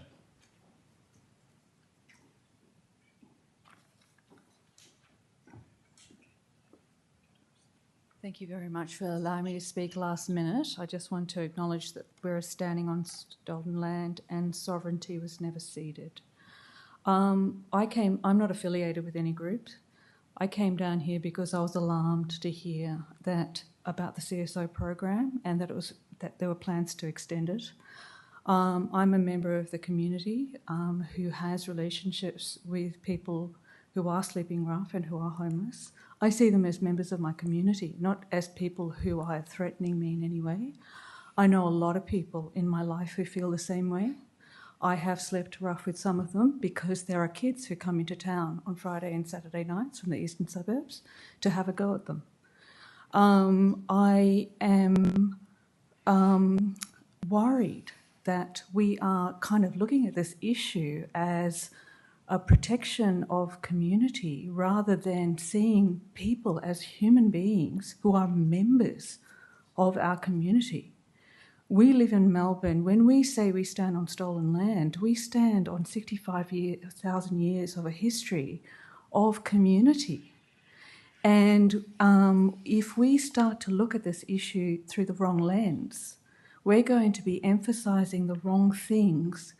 And the people who are going to be suffering most from that are people who, during a housing crisis and a cost of living crisis, and through no fault of their own, have been forced to sleep rough. Their sleep is being disturbed by all of this. Their safety is being impacted by this. Some of the stories that I've heard just this evening really trouble me from people who are sleeping rough. Remember, we are talking about human beings here. Let's not forget that. The emphasis should not be on CSOs. The emphasis should be on the human beings And then when we give that emphasis, we start to see that the idea of CSOs is actually absurd.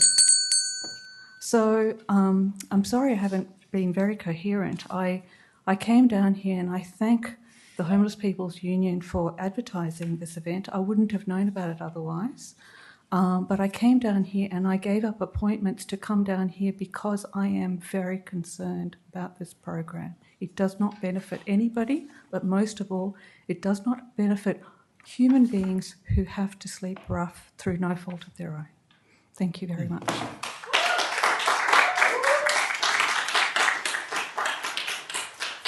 Thank you very much, Sumi, for the effort you've made with that submission. All right. Can I check? Is there anybody waiting online to speak? Okay, great. Is there anybody else here present this evening who wishes to add their voice to the feedback we've heard this evening in relation to the budget? And you're not able to speak twice.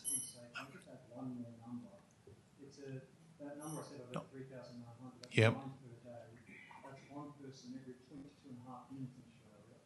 So in the roughly going on 2 hours that this meeting's been going on, that's about 6 persons in Australia being killed through avoidable causes because of homelessness. So that's just something to bear in mind while we're being taught. All right. Thank you very much for that. And I understand, Ant, your dog's name is Amber. Is that right?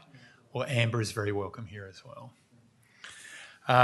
All right, I think that concludes, therefore, the submissions that we have received this evening. Obviously, we received several hundred submissions, written submissions, and tonight we've heard dozens and dozens of submissions from members of the public. Thank you, one and all, for making that effort.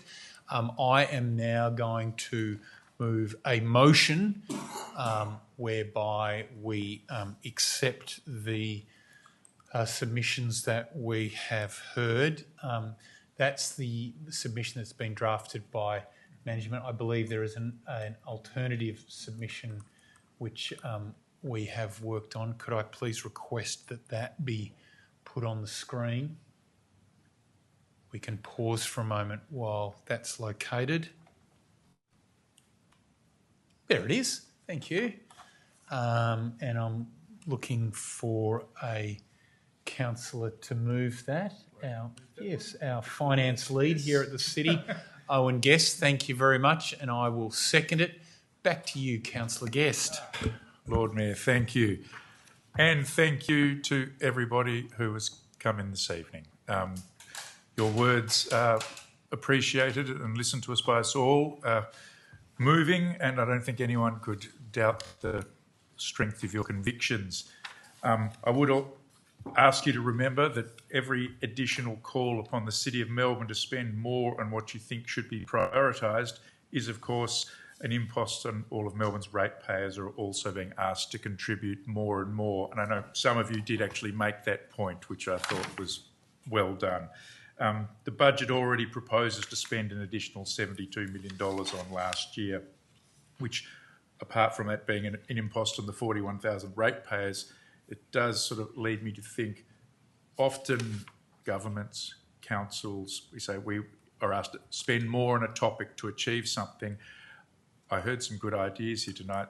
Perhaps sometimes we look for better strategies rather than increased spending. And I think I can at least think of two things that struck a chord with me, and I suspect my fellow councillors will have also heard things they like. So hopefully we can do things not necessarily by asking for more and more revenue. Hopefully we can do things with better strategies. I don't want to actually individualise the certain things because I don't want to leave people out, but I for one say I heard one or two good things that I'd like to see us progress, and we can do things better even if we can't in the short term find more funds. If we find funds for something, we have to take it from something else. So there are always, sadly, winners and losers. I don't like using that sort of phrase, but that is the harsh reality. Overall, though, I think, Chris, you mentioned the forecasts, someone gave it. It was you, Chris. You took the forecasts for the City of Melbourne going forward. They are set at a more responsible level. They're not perfect, and we've still got a long way to go, but we've made improvements from when 5 of us joined this council in November 24. We can't have a culture where we just collect as much money as we possibly can to spend it. We do need some discipline. But I, for one, feel like we've listened this evening. There are things we will continue to work on and do better. Again, I thank you all.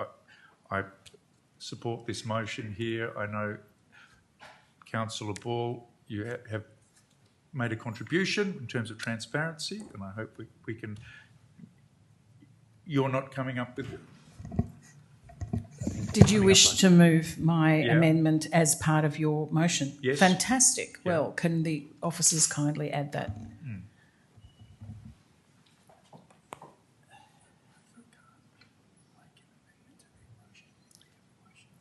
Yeah. No? Yeah, we already have a motion on the screen, but look, I might exercise my discretion as chair because I don't think it had quite formally been moved yet. So exercising that discretion will add that in so that then we're moving one single amended motion which incorporates the good work that Councillor Ball has done. It's clear from the mover that this is what he intended? Yes. Thank you. Yeah, I'm just navigating our procedural rules here, Councillor Ball. Apologies, Lord Mayor. There we go. Things. So there it is. So did you want to comment that or wait for others to speak to it? You'll have the right of reply, of course, as the mover. All right, thank you.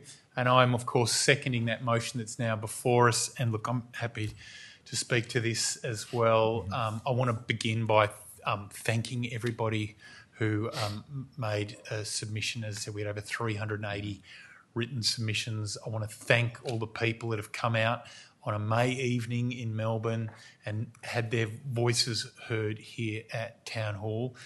This is democracy in Melbourne, right? This is actually we, the people, making decisions about our city. This is not something happening off in Canberra. It's not happening in a parliamentary chamber, where you're looking down from above. This is happening on the level. Democracy face to face. You've expressed your views, I think, very well this evening. They will be listened to, and we will respond on the 26th of May when our final budget is voted upon. We really pride ourselves on the fact that we are the level of government closest to the people. You can approach us. We will listen. We can even hang around after the meeting tonight if you want to talk further. That is the way it works here at Melbourne Town Hall. And so I want to thank everyone for the respectful way in which they have contributed to the debate this evening. There were lots of topics that came up here this evening. Heard loud and clear the submissions around Little India, some strong voices there. We had some strong voices as well around Docklands and some really good thoughts there. We heard ideas around new community art projects as well and making those pylons look better. The silos, I particularly liked those. We heard also about food insecurity and some very innovative ways in which we could address that in our city. We heard about organisations doing great work in Melbourne that are really feeling the pinch as well, and their life is not being made easier by decisions being made by the City of Melbourne or our agencies. We heard some contributions around our arts scene and our vibrant independent theatre scene as well. We heard submissions which I summarise as getting the basics right around Melbourne. Parking, residential amenity, motorbikes, trucks, tradies making noise in a way which the truth is Melbourne can be doing better around. We also heard some very strong submissions around homelessness and submissions around city safety and the approaches that Melbourne is taking. So thank you one and all for all of those submissions. We now have 2 weeks where the officers and councillors will work through those. as a result of the amended motion that's now up on this screen, officers at the City of Melbourne will be providing a response to the submission. So you'll be able to read what is the City of Melbourne's response by officers to the submissions that have been submitted to us in writing. There's also a clause there that makes clear that submissions from councils or requests from councils will also be addressed by officers in their feedback.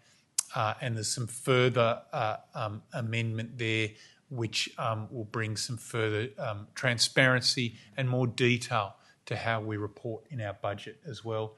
Thank you, Councillor Guest, and in particular Councillor Ball for the work being done on that score. This has been a really important step in our budget process tonight. This is democracy in the round in Melbourne. And thank you one and all for your efforts in making that a possibility. Over to you, Councillor. Other councillors who wish to speak? Councillor Ball. Thank you, Lord Mayor. I want to thank everyone who's made a submission, whether in writing or in person tonight. We really value your contribution. This is really important feedback into this budget process. As I've said before, it's the only level of government that has a public exhibition of a draft budget for public feedback. So that process only works if you take the trouble to make a submission. So I really want to thank everyone who's done that. And I want to thank my two colleagues for including the fifth clause to this motion tonight to prepare the way for the next revision of this budget, which we will consider on the 26th of May, to ensure that a great deal more detail is available in that next version. Of course, we have that detail and it should be made public and it should be published prior to the 26th of May for public consideration and to put it on the record.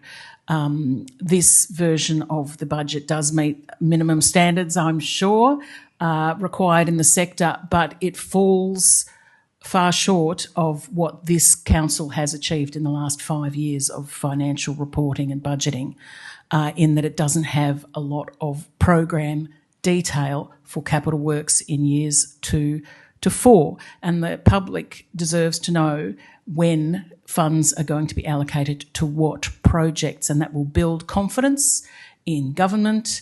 And that is important for so many reasons. I don't need to go into. An obvious example is the a transport and amenity program. We know there's intense interest in numerous suburbs across our municipality about how these joint funds from the state and the council will be spent. We are lucky tonight. We are not, in fact, inundated by cyclists demanding to know where funding for bike lanes is in years 2 to 4. We have been assured that there is $4 million on average in each of those years, but you'll find it nowhere in this version of the budget.